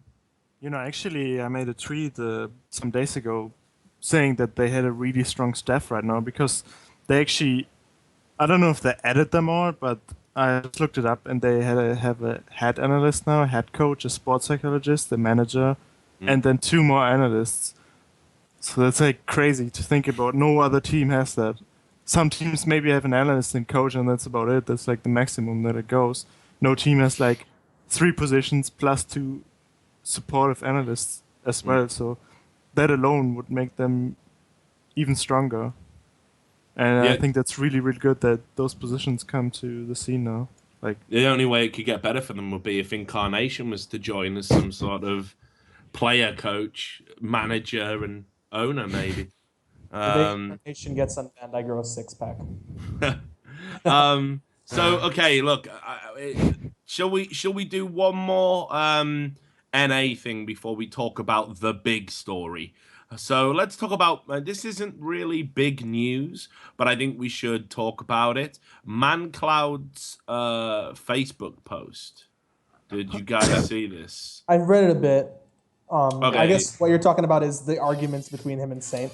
Yeah, well, look, I mean, basically, there was a few things. So what I'll do is I'll just read the point, the sort of the headers of each paragraph that he wrote. And that was, the first was talking about Ken's involvement in XDG and people hating on Zuna. He described Zuna as one of the coolest people in LCS. And they said that actually Ken, his brother, was overly critical on him, that there wasn't any nepotism, that it was the team's decision to keep him in the roster even when it was getting ridiculous, like taking the worst AD carry in the league and putting him in jungle. One of the most farcical decisions I've ever seen in League of Legends history. But he said it was the team's call because they wanted Zuna in there, presumably for chemistry. The other thing was that he addressed the whole how first blooding Dade went to his head. And he says that's not true. He doesn't know why people say it. He just said, as far as he was concerned, Dade played like absolute shit in last year's Worlds. And, you know, he took advantage of that. He addressed how Vulcan were good at getting early game leads, but not transitioning to the late game. He also says, and I thought this was interesting, just because the team I was on got relegated doesn't mean I suck. And then the next point was, just because I've been benched from a challenger team doesn't mean I can't play at LCS level. I'm not sure I agree with those two things. I played with Mancloud a little bit. I duoed with him extensively after qualifying for the LCS because we knew that we were going to be using him in place of Prawley for week 2 as a sub. And he was a very interesting guy to work with. Interesting in a good way. He brought a completely different mindset, a lot of experience, and a lot of different playstyles. For example, Prawley was never much of a Nidalee player, whereas Mancloud was a superb Nidalee player. That's just one small example. When I played with Mancloud and he subbed in for us, I totally felt that we had an LCS caliber mid laner with us. Like, obviously, it wasn't the same. Probably, it wasn't the same synergy, but definitely a lot of pressure and a lot of good things I saw from him. Whether or not he sucks or not, I haven't seen him play since that week too. Hard to tell, but I'm not gonna lie. It's not the first time people have claimed that there were issues with Saint. I mean, I don't think it's. Yes. I don't think it's uncommon knowledge to say that Saint isn't exactly the easiest guy to work with. Just gonna put that out there. It might come as a shock. Josh, have you ever had any encounters with Saint? You're both NA junglers. Tell the stories, Josh. The only encounters I remember with Saint Vicious are ones back in like season 2 when I was like just getting on a team with like team dynamic and whatnot. And every tournament we would show up and we would do really well, but then we'd lose and we'd take 4th place and CLG would beat us. And Saint would always like call us complete shit. Like, how do people lose to these guys? And even as we got onto Curse, like, oh my god, team dynamics so shit. How do you guys lose to these? They're like awful. So it's like, I don't know. Saint, I can see how he's a very difficult person to work with. I mean, he's very outspoken. So, I mean, I'm not surprised that Mancloud had issues with him. I'm not, I respect his jungling, but sometimes like I kind of shake my head at stuff that he has to say. Just because sometimes it's out of line, sometimes it's just stupid. I don't know. I think with my perspective on Brandon is that actually I think he's the rarest of commodities in League of Legends from a pro player perspective. He's somebody with actual life experience. He's like easily a natural born leader. One of the few I think the game actually has. And I agree with you. I think some of the stuff he says, maybe it's unnecessary. But I think if anyone's ever fucking earned the right to express an opinion, it's him. I think his mechanical weaknesses, which are clear for everyone to see. And I'm not just talking about the memes, the fucking Smite Vicious thing. I'm talking about actual, put it this way. I know he was in the fucking, Navy or whatever.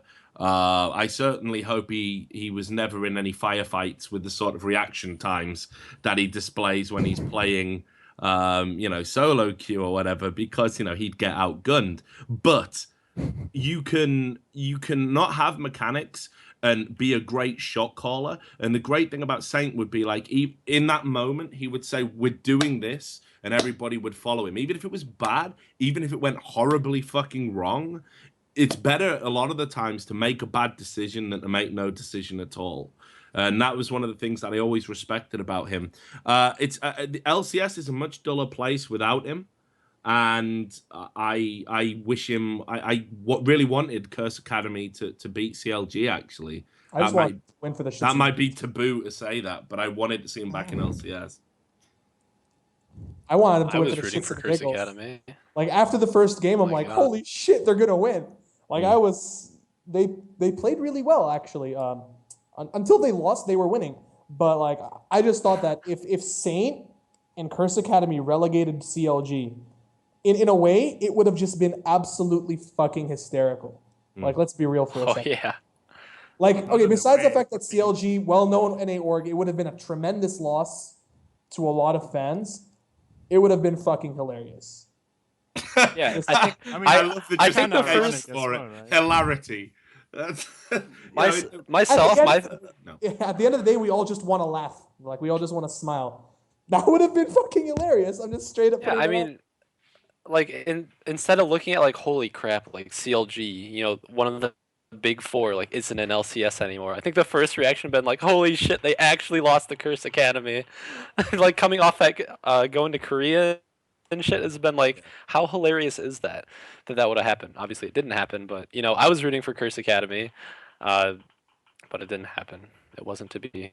It wasn't to be. The mid Hecarim wasn't strong enough. Man, the mid the jungle sin. Awesome. When the mid Hecarim got pulled out, I was like, I thought the acid had kicked in again. I thought I was having a flashback. But it actually turns out that it was a comfort pick for him, that he rocked that shit in solo queue. And I think even like that season, he played it like 18 times, like lost once, like Hecarim mid, man. I mean, and it was great to see something a bit with a bit of variety. Really put Keen on the radar for me, actually. I didn't know a lot about him as a player. Saint though has a really great personality.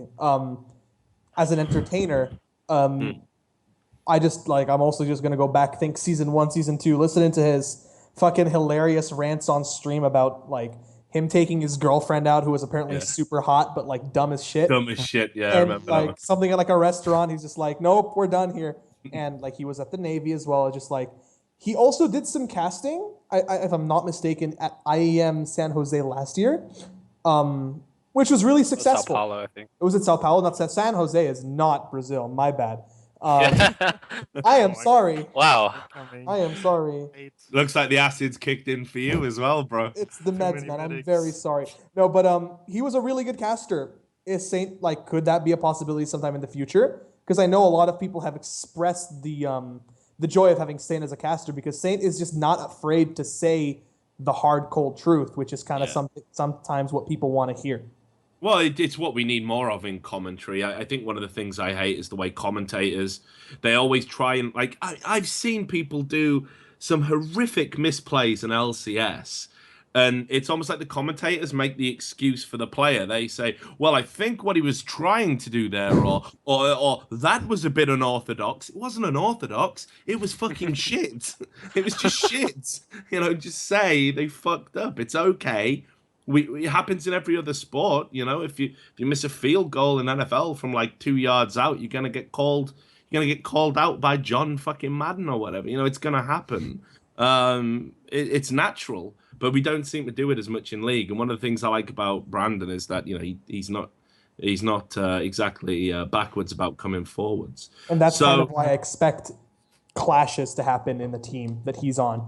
Because he's very straightforward, and I would kind of say stubborn is a good way to describe Saint. Like, so getting back to the point that we're talking about, kind of Saint and Mancloud and his short-lived spell on Curse Academy. He's saying he got benched, because of arguments with Saint. But I mean, arguments go both ways.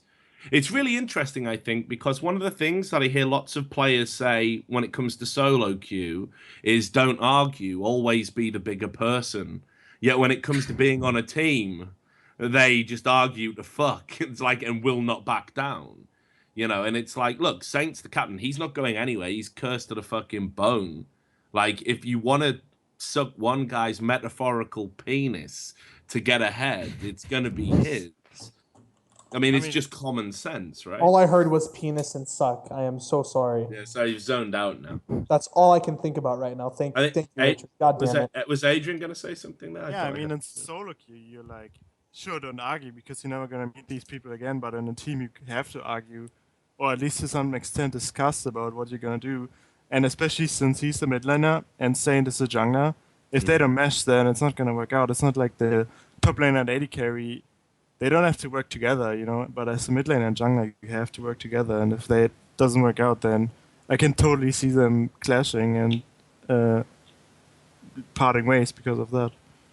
Yeah, I understand. Obviously, the synergy thing's important, and you've got to get along. But still, I don't know. I maybe I'm being biased. I am being biased. I'll be honest. I'm a big fan of Saint. I think I'm the only journalist that wrote anything positive about him in the last 2 years. So I'm clearly the biased one.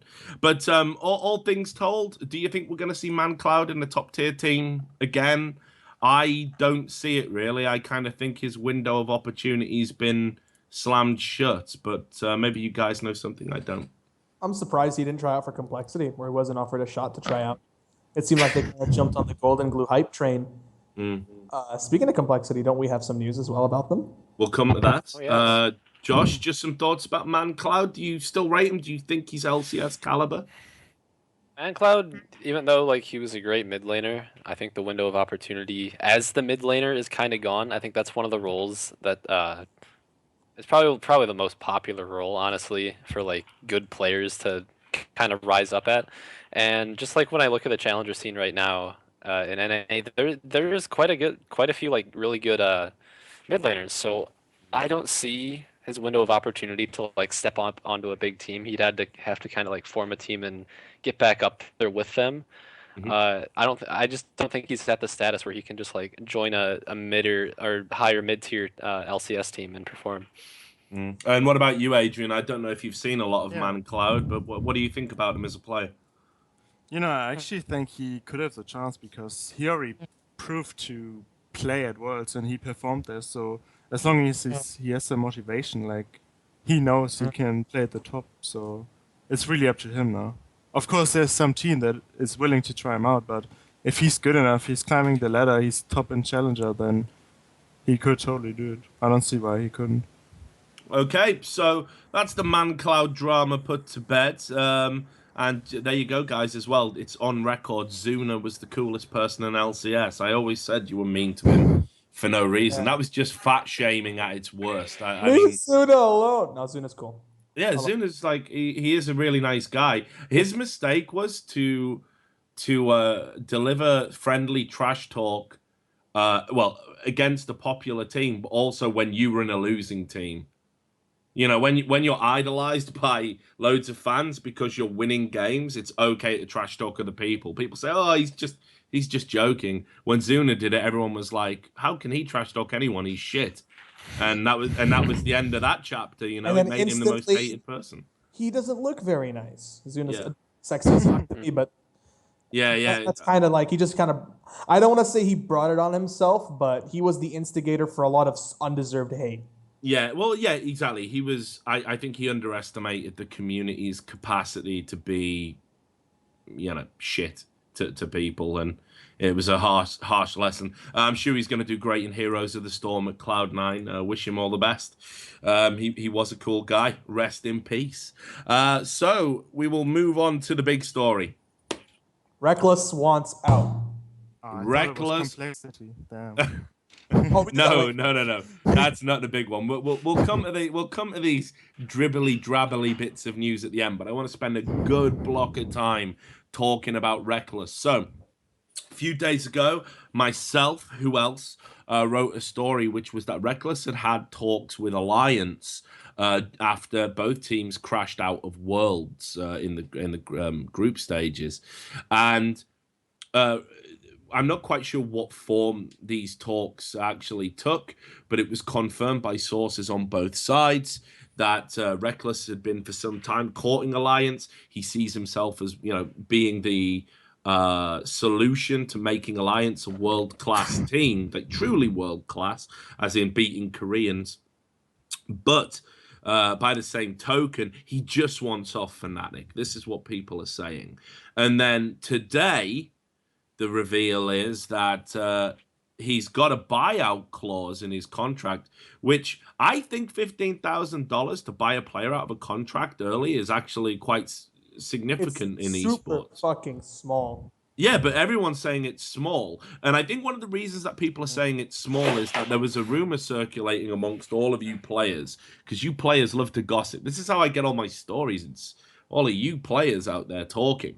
But there was a rumor going around that Alliance had already offered $40,000 and Fnatic had turned it down, which I'm going to say right away now, it's bullshit. If anyone's heard that rumor, discount it. It's not true. The buyout is there. It's 15,000. You can absolutely trust me. I'm the authority on this. For $15,000, I'd buy Rekkles to cuddle with him every night. Like, for a player of his caliber, like the second I saw $15,000, I was surprised that no one had bought him by the time I finished reading the article. Like, you have to remember though, he wants to join you as well. You can just buy him out and then you have him, you know. So, yeah. I think we have to start though at the beginning of LCS entirely, because I had been hearing rumors since the end of the very first spring split in 2013 May that there were internal issues with the Fnatic management and the Fnatic players, and that some of the players weren't exactly happy with Fnatic as a whole. Yeah. So we're going back about a year and a half now to the very beginning. This is kind of before Rekkles was super hardcore in the team. He had been playing with them for a while. But obviously before he was in LCS. So maybe there's more to it than just some of the players. Maybe there's some kind of management issues. So, like, where do we start there? I'm sure you know something about it, Richard. Well, look, here's what I will say. I've had a relationship with Fnatic for probably as close to as long as I've been a serious esports journalist, which I'm sure some people in the chat will say, you know, not at all. But they're a great organization, which isn't to say they haven't had their ups and downs, like any organization that's been around as long as they have done.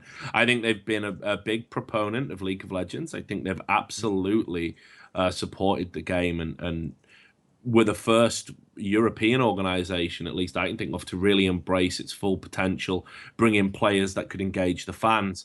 And they're rightly always going to be a fan favorite, and I'm one of those fans. I think they're great. I think definitely there's been a few grumblings. We remember Harry, the manager, who was there, and his departure. Lots of question marks around that. I think one of those question marks might have involved him trying to set up another team outside of Fnatic, involving some of the players.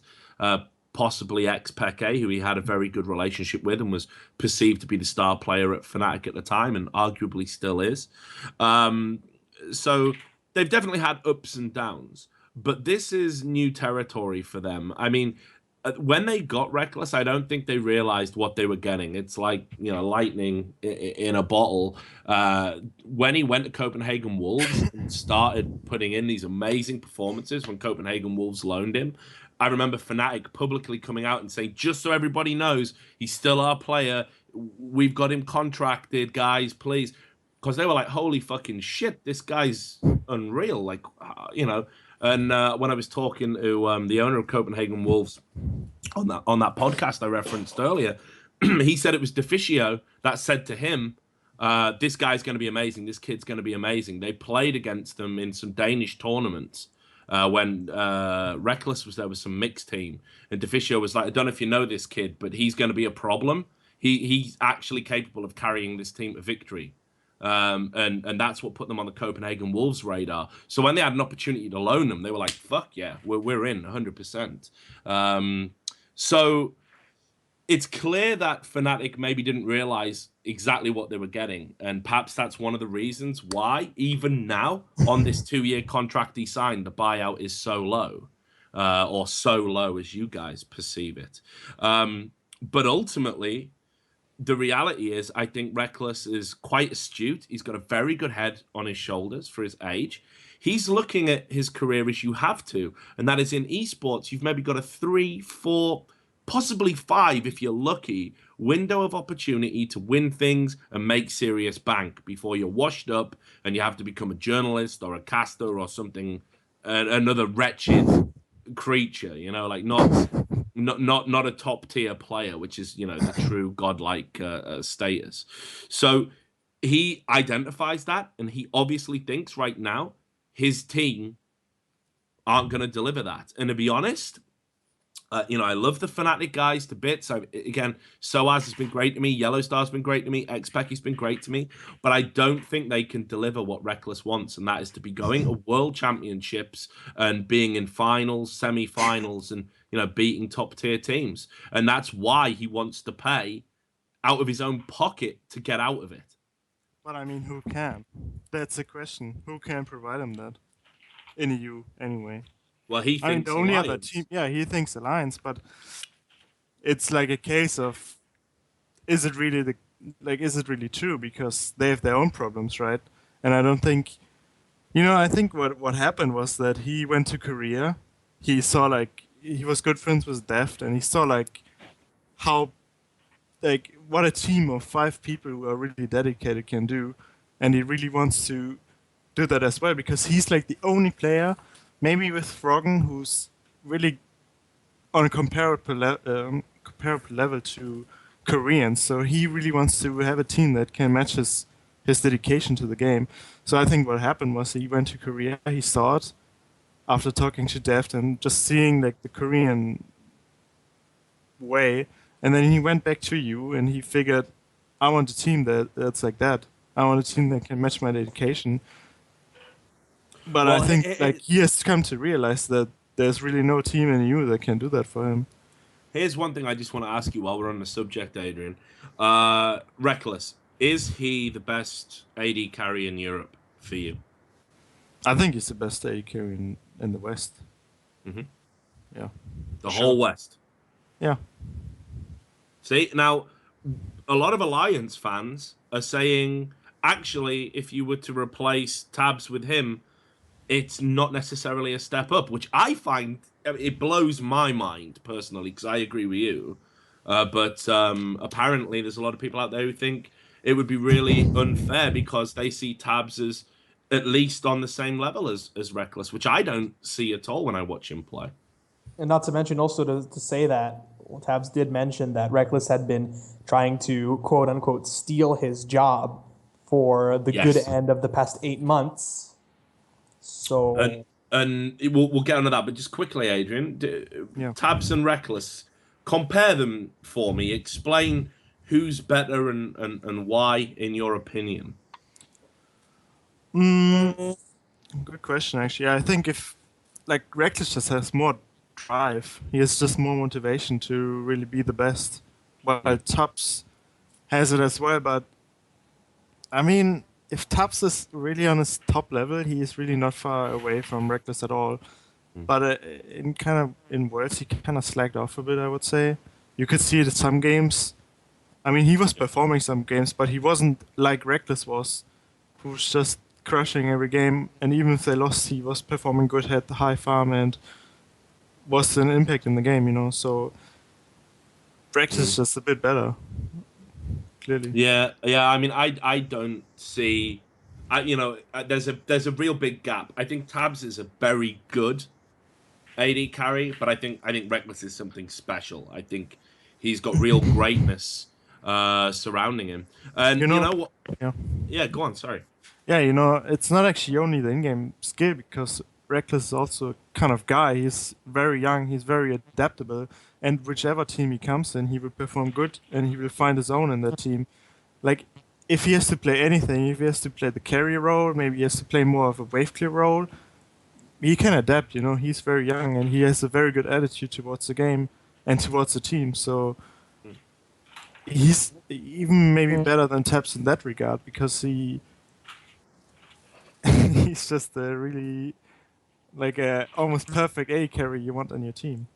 Are you surprised, and again, this is an open question to everyone here, are you surprised that Rekkles sees Alliance as the solution? Because Alliance didn't exactly do great at Worlds, there was the loss to Kaboom. I would say that, there was a lot of players on Alliance that maybe didn't really step up at Worlds. They didn't look a great side at Worlds, and I know they had many issues that they attribute that to, but they didn't look a great team. By contrast, I know Fnatic went out at the same stage, but I thought Imaqtpie played as well as he has done for a long time. His damage output, if you look at the stats, was ridiculously ahead of anybody else, whereas Rekkles actually had real low damage output. And Imaqtpie had good games. So I think it's interesting that Rekkles didn't look at that and think, actually, maybe we can make something work here. So why do you think he really wants to get away from Fnatic so much? Oh yeah, I think I said it before. It's because he was in Korea and he saw, in Korea every top team there's basically 5 Rekkleses with the same amount of dedication he has. While in Europe there are 2 players who have this kind of dedication, which is him and Froggen. So I think that's why he wants to go away. For him, it isn't enough to get first place in 3 splits in Fnatic and then get the second place in the summer split, and then going to Worlds, performing reasonably well. He wants to win Worlds. He wants 5 players, 4 players in his team that are as good as him, and he thinks he can get that in Alliance. But I think the sad reality is that it's not possible right now in EU to have these kinds of players. They just don't exist. To comment on that, Tabs' motivation has been called into question multiple times over the 2 splits that Alliance have been in the LCS, and was sort of touched upon in his stint with Lemon Dogs. So, I mean, Rekkles is this young fury, full of energy and full of life, while Tabs, who's not much older, there have been talks about his motivation and his dedication to the game kind of faltering at points. So, in a way, even though that their skill level might not be that far apart, and I don't think that they're that far apart, Rekkles could be that new driving force that kind of pushes the dedication level in one role, but like I said, I think that a very sidestepped position in Alliance is that I feel that Tabs is the stronger half of that bot lane. And replacing the stronger half with a slightly stronger half isn't going to fix the weaker half. Because you're only as strong as your weakest link. And I'm sorry, Nif, but I think that you are the weakest link. But who would you take instead of Nif? Who? Yeah. Okay, you go on. Keep going. I always get called into it, right? So I'm just going to throw mine in there. Everyone says, Richard, don't analyze the game. Don't comment about players. You're gold 3. You dog shit. Don't say anything. But I think Nif is like just...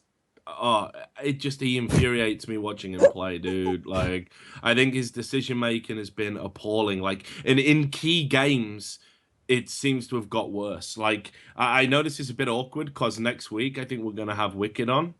So I won't go too ham, but for me, Nif's the problem in bot lane, not Tabs, and I say that as someone who thinks Rekkles would be an improvement on Tabs, but that's not because Tabs is bad. That's because Rekkles is just so fucking great. But if I was a very good AD carry having to play with a subpar support, I don't know how it would affect me. So anyway, that's me. I've said it. Look at the supports right now in Europe, right? And you would be Rekkles, and you would have to choose a support that could match like Mata, for example. Like, who would you take? Why wouldn't they take right? Yellowstar would probably be the closest. So I don't understand why he wants to swap. Like, Nif isn't... Sorry, keep going. Like, I would say Yellowstar is probably the closest in terms of skill level to Korean supports. And Nif is... I mean, I don't think he's quite as bad as Richard says. I still think he's like the second best supporter in Europe, but... I see your head shaking. He's like, no. Maybe I'm missing someone, but he's still up there. Will Crepo go back to Alliance? Is the real question. He's a free agent now. In a way, but like, who would you take? That's the point. They would have to either get Yellowstar, and I don't think Yellowstar would leave Fnatic. Like, I don't think Yellowstar is as eager to leave Fnatic as Rekkles is. On one hand, you'd have to find a replacement support, but it wouldn't be a veteran support. They'd probably have to find new blood. And I gotta say, no. I don't think you need to. There's people out there. There's definitely people out there that are as good, if not better, than Nif. I mean, certainly, as good, but definitely, I think there's people that are better. I'm a big fan of Miffy, for example. I know they've got the whole ban Spectre thing, but he's going to find out in December whether he's got the capability to play again. And I feel he's slumming it a little bit at this new super hot crew. I think that's okay. If potential though, that keyword. This might be the first split that we see a foreigner come to EU LCS. I think this is going to be it. It's happened on NA for 3 splits now, 4 splits, 3 splits. Sorry, I don't remember if there was one. Was Edward in the first? No, he came in the summer. The second, that's right. So this would probably be 3 splits that NA has been doing. I think it's about time that there is a foreigner making his way over to EU. And if it's anywhere any team that could probably benefit from picking up a foreigner, it would be Alliance if they're taking Rekkles. A Korean support alongside Rekkles could potentially be a deadly combination. If I would be Rekkles, right, and I could create my dream team of people available right now, I would totally bring over Hart from Samsung Blue, and make a team with him, because he's like free right now because Samsung will disband. Yeah. And like, not disband, but they will have to choose one team, and obviously they're gonna take White, so he's free. 2 of the players left to China, I think, so that's what I would do. I wouldn't. If he really wants a better team, then I wouldn't even look to you. I would look to import players from the outside. He was been shy of doing that. Like, I've heard talks between EU and other foreign teams, but it's never actually turned into something new. But it seems that in some roles on EU, the talent pool is cut very short. Yeah, I agree. We are Bot in lanes. definite. bot lanes. We are in definite lack of world-class bot lanes. It I agree, really actually. shows. And yeah. top lanes as well. I mean, who's there? And top lanes, yeah. Freddy is probably Freddy. And the then best what? top laner in EU. Yeah, and then Like, what? by far. 100%. But, like, we've got maybe 1 or 2 superstar players, and the rest are, like, okay. Yeah. Good. So, Josh, I know obviously this is all EU talk, so you've done your usual zoning out, just like why are we talking about these scrubs? Resident sleeper again. But even you must be excited at the prospect of Rekkles joining another team. I mean, because look, let's say Alliance don't pay the 15K. Let's say Rekkles does. Let's say actually Alliance say, well, we're gonna stick with tabs. It's not really fair. And Rekkles is, a free agent. Maybe an NA team could come calling. Oh my goodness. Just saying. But before we get into that, Josh, you've got to respect Rekkles. You've got to think he's a sick player. Rekkles is awesome. I mean, he was the one of the players I kind of underrated. I was like, yeah, Rekkles is pretty good, but Europe, whatever. But he came into Worlds and was probably him and Peke were probably the 2 players from EU I felt that played at Worlds that were like, wow, they can perform on a world stage. Like they have a lot of great players, but they're ready. Like they're ready to take it. So what I can't grasp with Rekkles is what's so bad about Fnatic. I think he's just got this grass is greener mentality that I don't know why he would want to go anywhere else. Sure, maybe you have to make some moves with your roster, but Peke and Yellowstar, I think, are phenomenal at their role.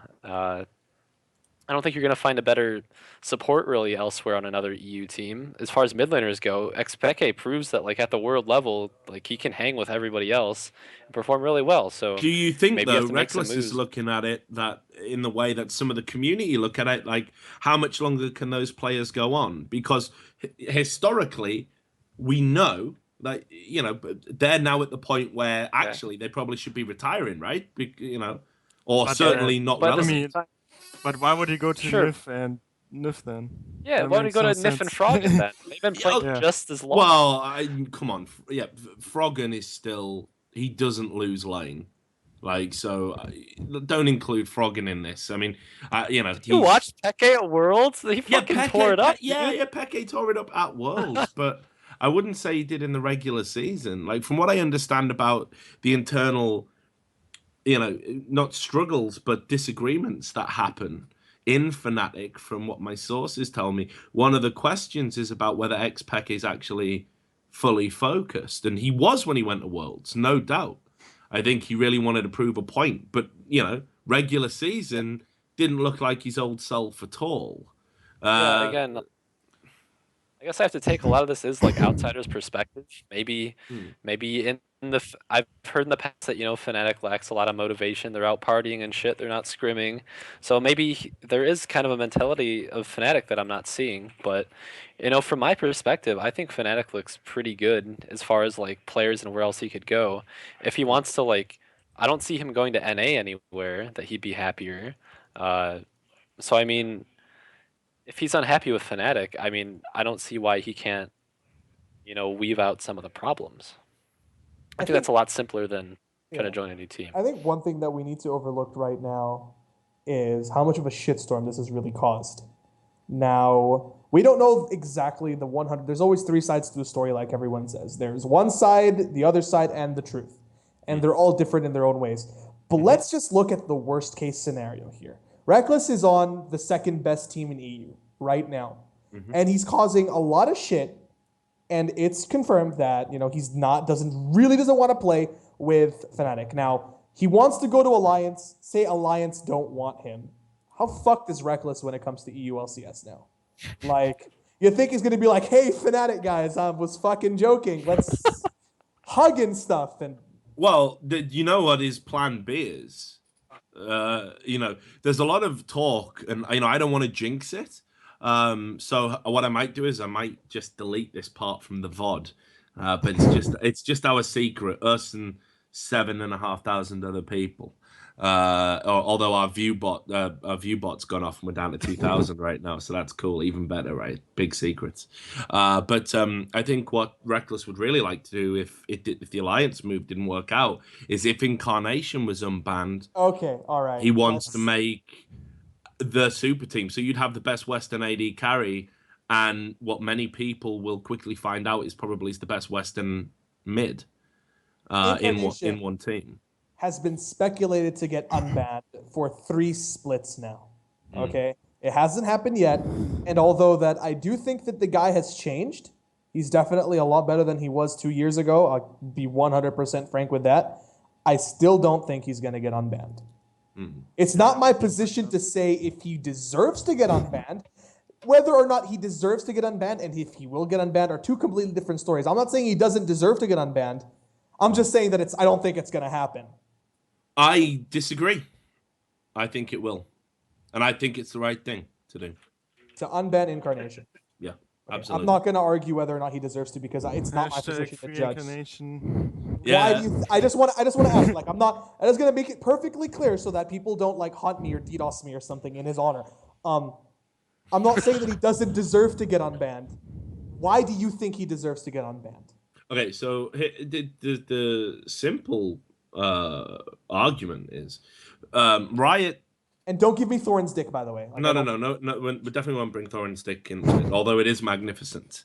The simple argument is this: that Riot pride themselves on this whole crusade of theirs to make people better through playing the game. I think it's a fucking nonsense.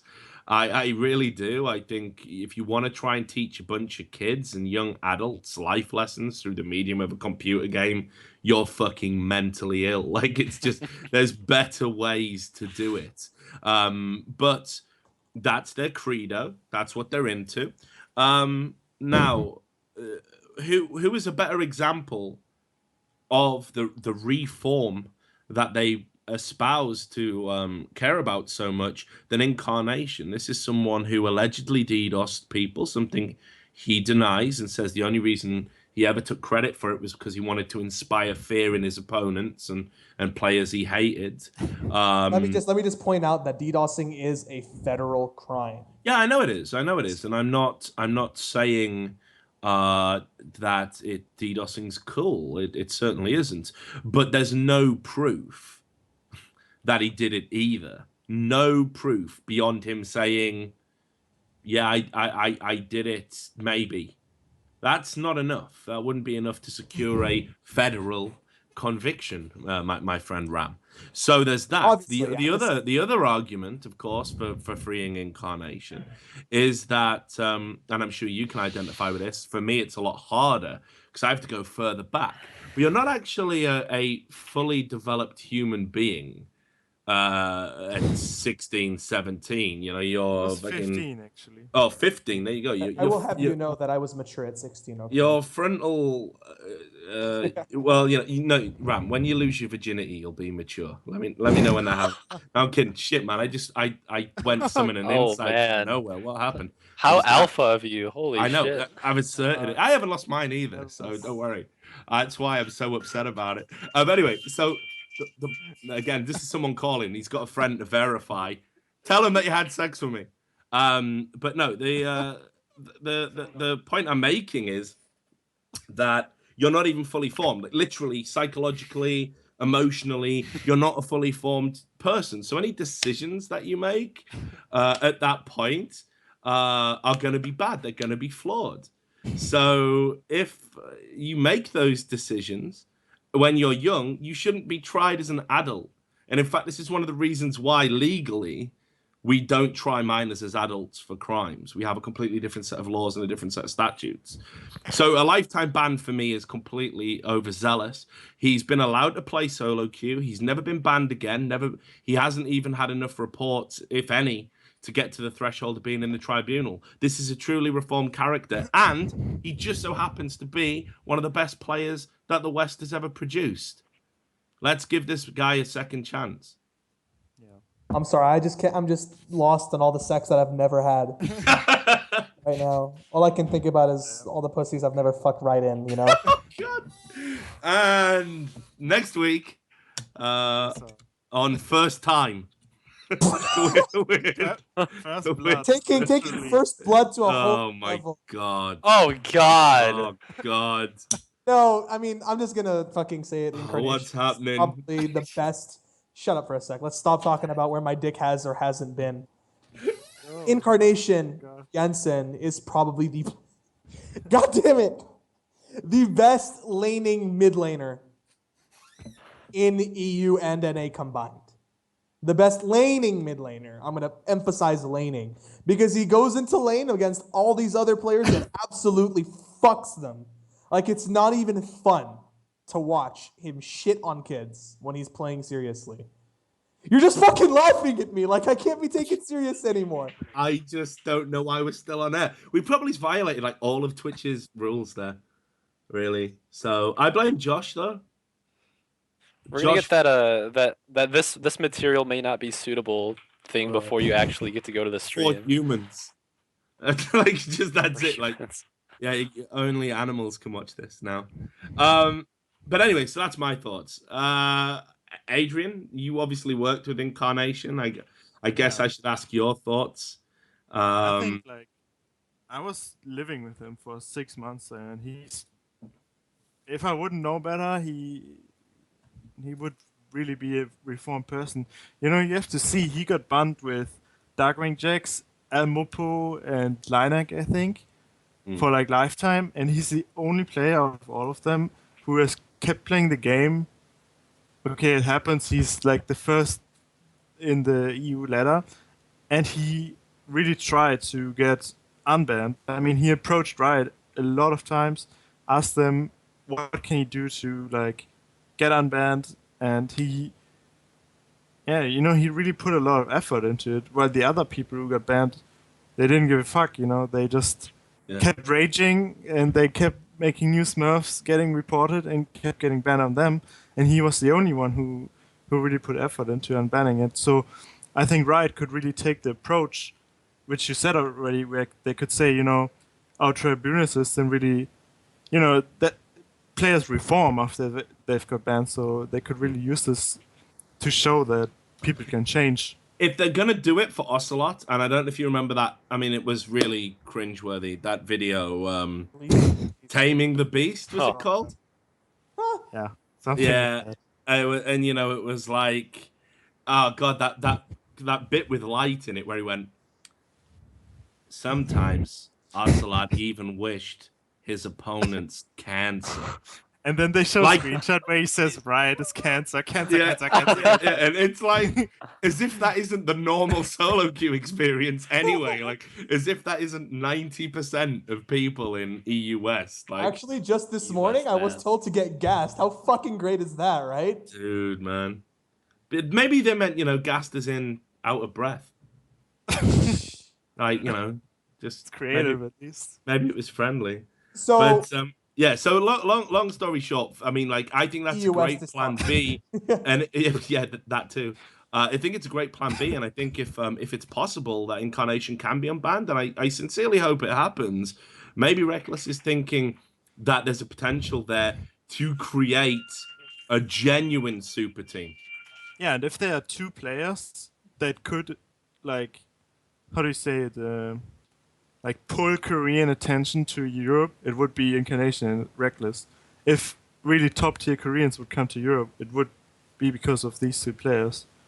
So if he gets unbanned and he goes together with Rekkles, they could get two more Koreans, get another good European. You have a team that could actually compete at Worlds for the first place easily. And there you go. And do you know what? Like, I've got so many helpful fans. Someone just messaged me now and went, Richard, the part of the brain you're talking about is the prefrontal cortex, and you're absolutely right. It's not fully developed until your early 20s. I love you guys. So there you go. I'm right again. But not about Ram. He's a stud. So I can't be a virgin when the U.S. government fucked me so hard with my over your visa. Yeah. I just want to say that if it was just toxicity that was the issue, I think Incarnation would have been banned a long time ago. But Riot are really in a tricky situation because the alleged DDoSing is the big thing. When it was when he was accused, Incarnation made the huge fucking mistake. Truth or not, he admitted to it. Yeah. Okay? He said he did it. All right? There's a lot of evidence pointing not that he did it, but that he said he did it, and that unfortunately is always going to be used against him. And that's why Riot are really in a tricky spot. Because if they unban Incarnation, the big problem is that a lot of the community are going to see him as someone who is guilty until proven innocent. And he's probably never going to be proven innocent regards to this really, really shitty situation. So if they do unban him, they're bringing this really controversial, almost unwinnable war to light. And that's why I think Riot have held off for this for very long, and why I think that it's still not going to happen just yet. But I mean, like, what's the fucking point? He'll shit on people for 4 weeks in LCS solidly, and all will be forgotten, because that's how the fans are. They'll watch him play, and it'll get brought up once in a blue moon. Sorry, Adrian, your point. Yeah, but like, what's the point of permabanning someone? Like, even in real life, even if you kill someone, right? You're not going to prison forever unless you kill like a lot of people, sure. But I mean, for me, sure, if you kill someone, you can go to prison forever. I don't care. But that's not how it is. The way it is, you go to prison to reform. Like you send people to prison in hope they get better, and when they come out, they're gonna be a better person. So if you permaban someone, then how will you ever know if he improved or not? That is a really good argument, actually. True. Like, I guess you could say that being banned by Riot is being sent to prison, minus, the fun shower times. But the soap doping. I think when they now we're back to virginity. When they banned for life the 3 biggest culprits, which was XJ9, who, God bless, he always stays fucking banned. Darkwing Jax. I'm sorry, but some people deserve it, man. He deserves it. Some people just fuck XJ9. Yeah, sure. I'd like to think that XJ9 didn't go to prison, but to a mental institute, which is something else different. Yeah. Darkwing Jax, who was also ultra toxic, super well known for just being toxic, and haven't really seen him in a really long time. That's like the same example, right? But those people, like Darkwing Jax, what they do, like they have new accounts and they keep getting banned on them. That's like the equivalent of stabbing someone in prison. You're just gonna keep getting locked in. But Incarnation, like, is the only guy who, like... I just want to say this, Adrian. I honestly hope you never go to prison. You sound badass. You sound like you would have the ring, like, locked up in, like, day one. Yeah, do you know who I am? I was in fucking SK, motherfucker. You're done. I run this shit now. Like, serious. You're a mean guy, dude. It's true, but Incarnation is probably the only example of someone who'd been banned for life out of the 3 cases, who is still in the public eye, who has shown change. Whereas we look at XJ9, and he's still absolutely insane. Something else completely. So when you look at the 2, I mean, who's showing signs of rehabilitation? I think that Riot banning all the Incarnation accounts on site is a good thing. It's a good first step, but I'm still, like, I agree that considering all the facts, Incarnation has shown improvement. Definitely looks like he could get unbanned. Whether or not they're going to take the step and give him his parole, I don't think it's going to happen now. Maybe. I actually think it might happen in summer, but not spring. Well, we'll see. I mean, I think the main thing is, and the key difference is that nobody that I can think of who's had a permanent ban has embraced the idea of reform. And, doing everything right and stipulated, everything everyone has stipulated in a bid to prove themselves. And one of the arguments that comes up a lot is that talent shouldn't be an excuse, that you shouldn't have a different set of rules for supremely talented people. Actually, that's not how real life works. Real life will... I could point to numerous examples of people who have phenomenal talents in prison who get out early to... be able to exercise those talents for the benefit of society or their community, sports people as well.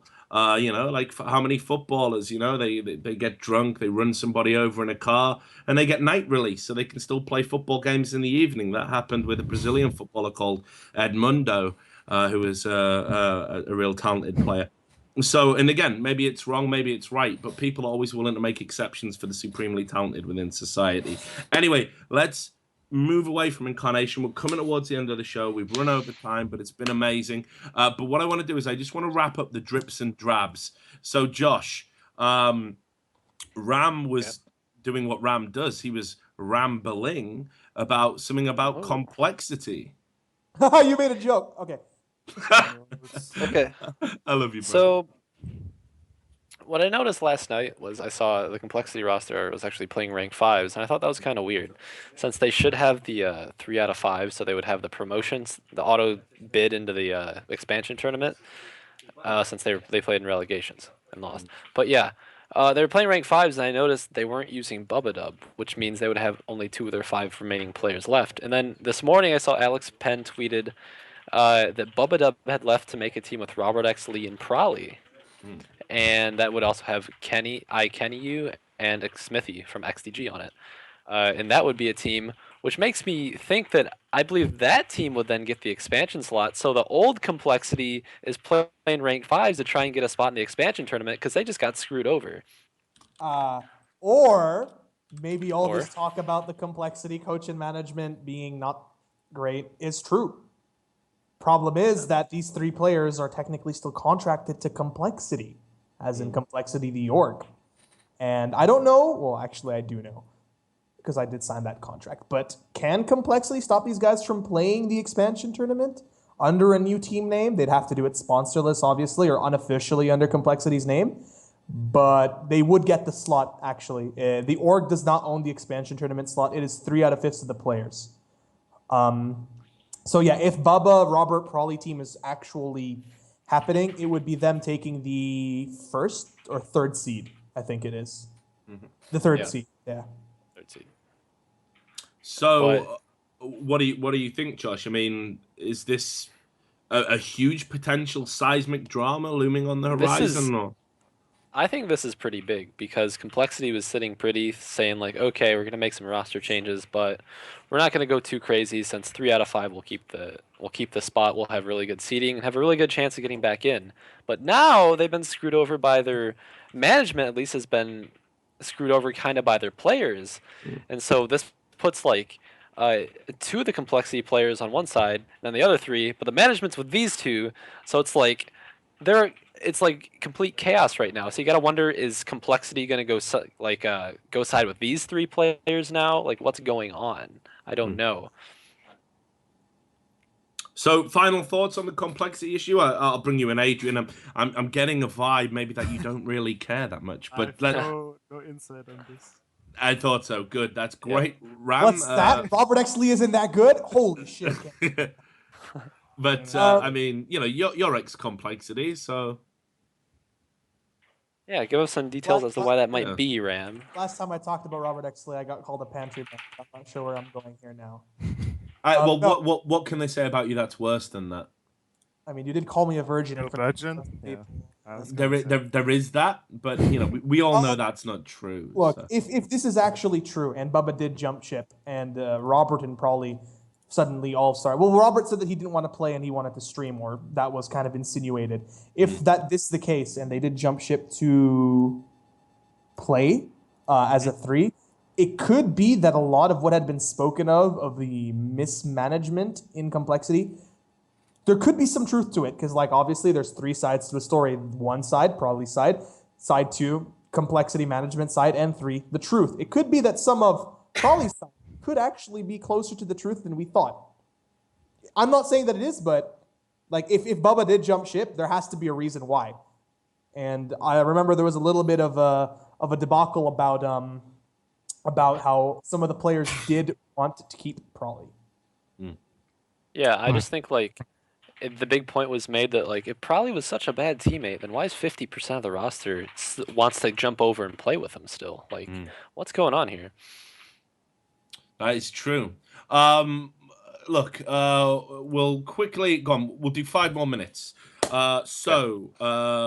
Josh, just sorry to interrupt. I was wrong about complexity. 3 players owning the spot. According to a rule that Brian Cordry of EG brought up to me, is 3.1 on team ordership. A team that competed in the LCS in the most recent split but lost the relegation match will be considered owned by the organization that represented the team in the LCS. Pretty much in English, complexity owned the expansion tournament slot. So there you go. Turns out Brian Cordry is good for a few things besides keeping your house nice and tidy.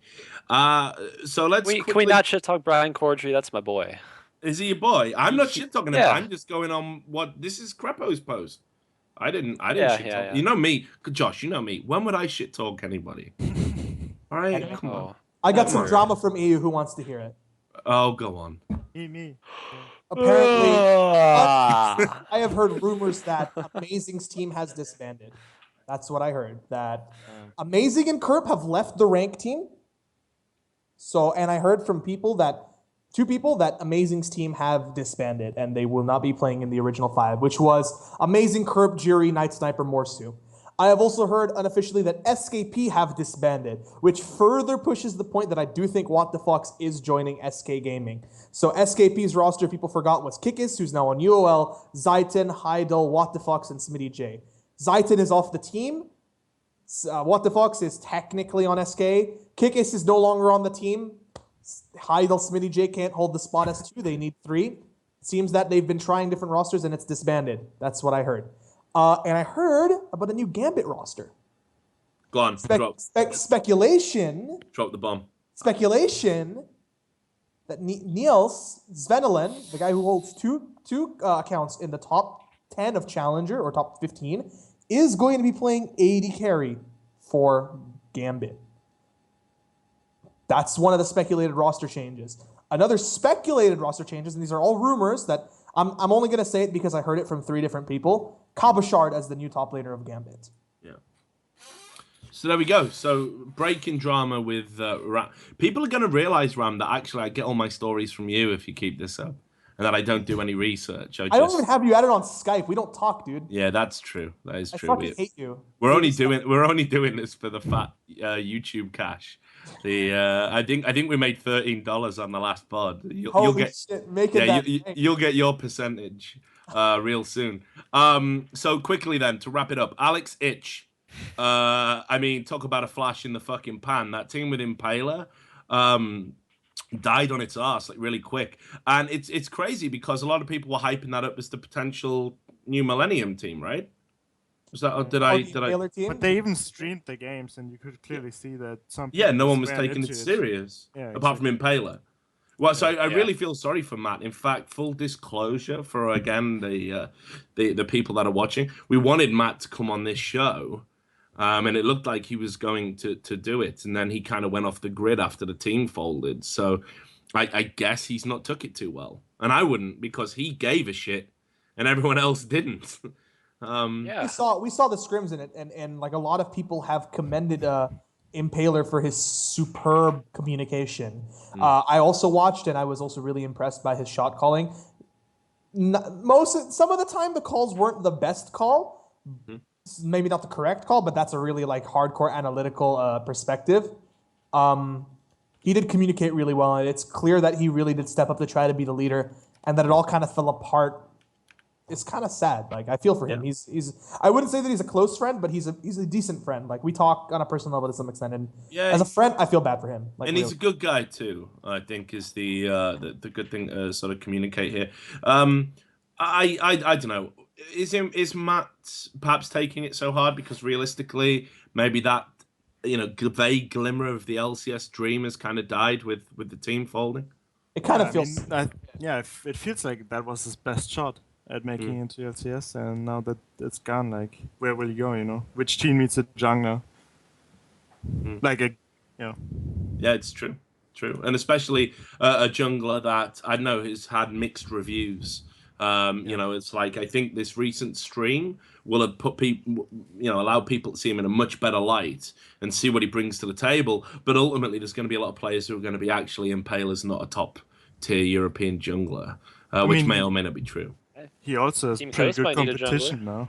I mean, their Dexter and amazing free agents right now. The Prodigy. the really good young player of EU has come of age. Amin has been unleashed. No. Well, he's joining. He's joining that super hot crew lineup, isn't he was talking about you. Yeah, he was. He was talking about new competition.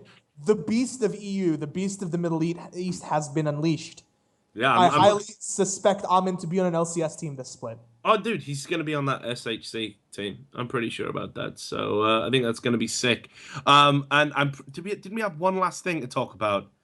Right. Okay. Let's just do this super quick. One of the rumors: Vasilii joining Team Dignitas. Is Odie still in the chat? I don't know. I think Odie fucked off because he said he wanted to watch Celebrity Juice. He said, nah, he went to sleep. He had to talk to Brazil. Yeah, he said the show was shit and he went. So, but Vasilii to Team Dignitas. What do we think of that? Legit? Vasilii is a great AD carry. Proved himself. His English really improved on the analyst. I actually hope he gets on the analyst desk. No, he did speak something about family issues, which is rough. Like, I feel for him that he does have to support his family, it's very noble, but it's also rough. And I could understand there's a lot of pressure on him. Why he wouldn't want to be on an LCS team, which pays a decent amount, is kind of beyond me. He could probably stream better from an A. Being on Dignitas would definitely boost his fan numbers, and I think it's a mutual benefit. Oh, fuck, I can't speak English. It'd be good for both sides.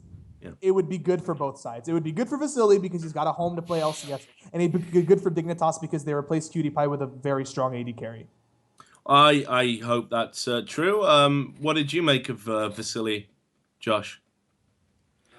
Well, this last split was actually the only split I didn't play in LCS, so Vasilii is one of the few AD carries I've never really played against, but from what I saw of him, I mean, he was pretty phenomenal as an AD carry. He stepped up like immediately, and I thought was pretty consistent throughout the whole season. Didn't he end with like a fucking pentakill or something? I know he had a pentakill at some point during the season, so that was pretty cool.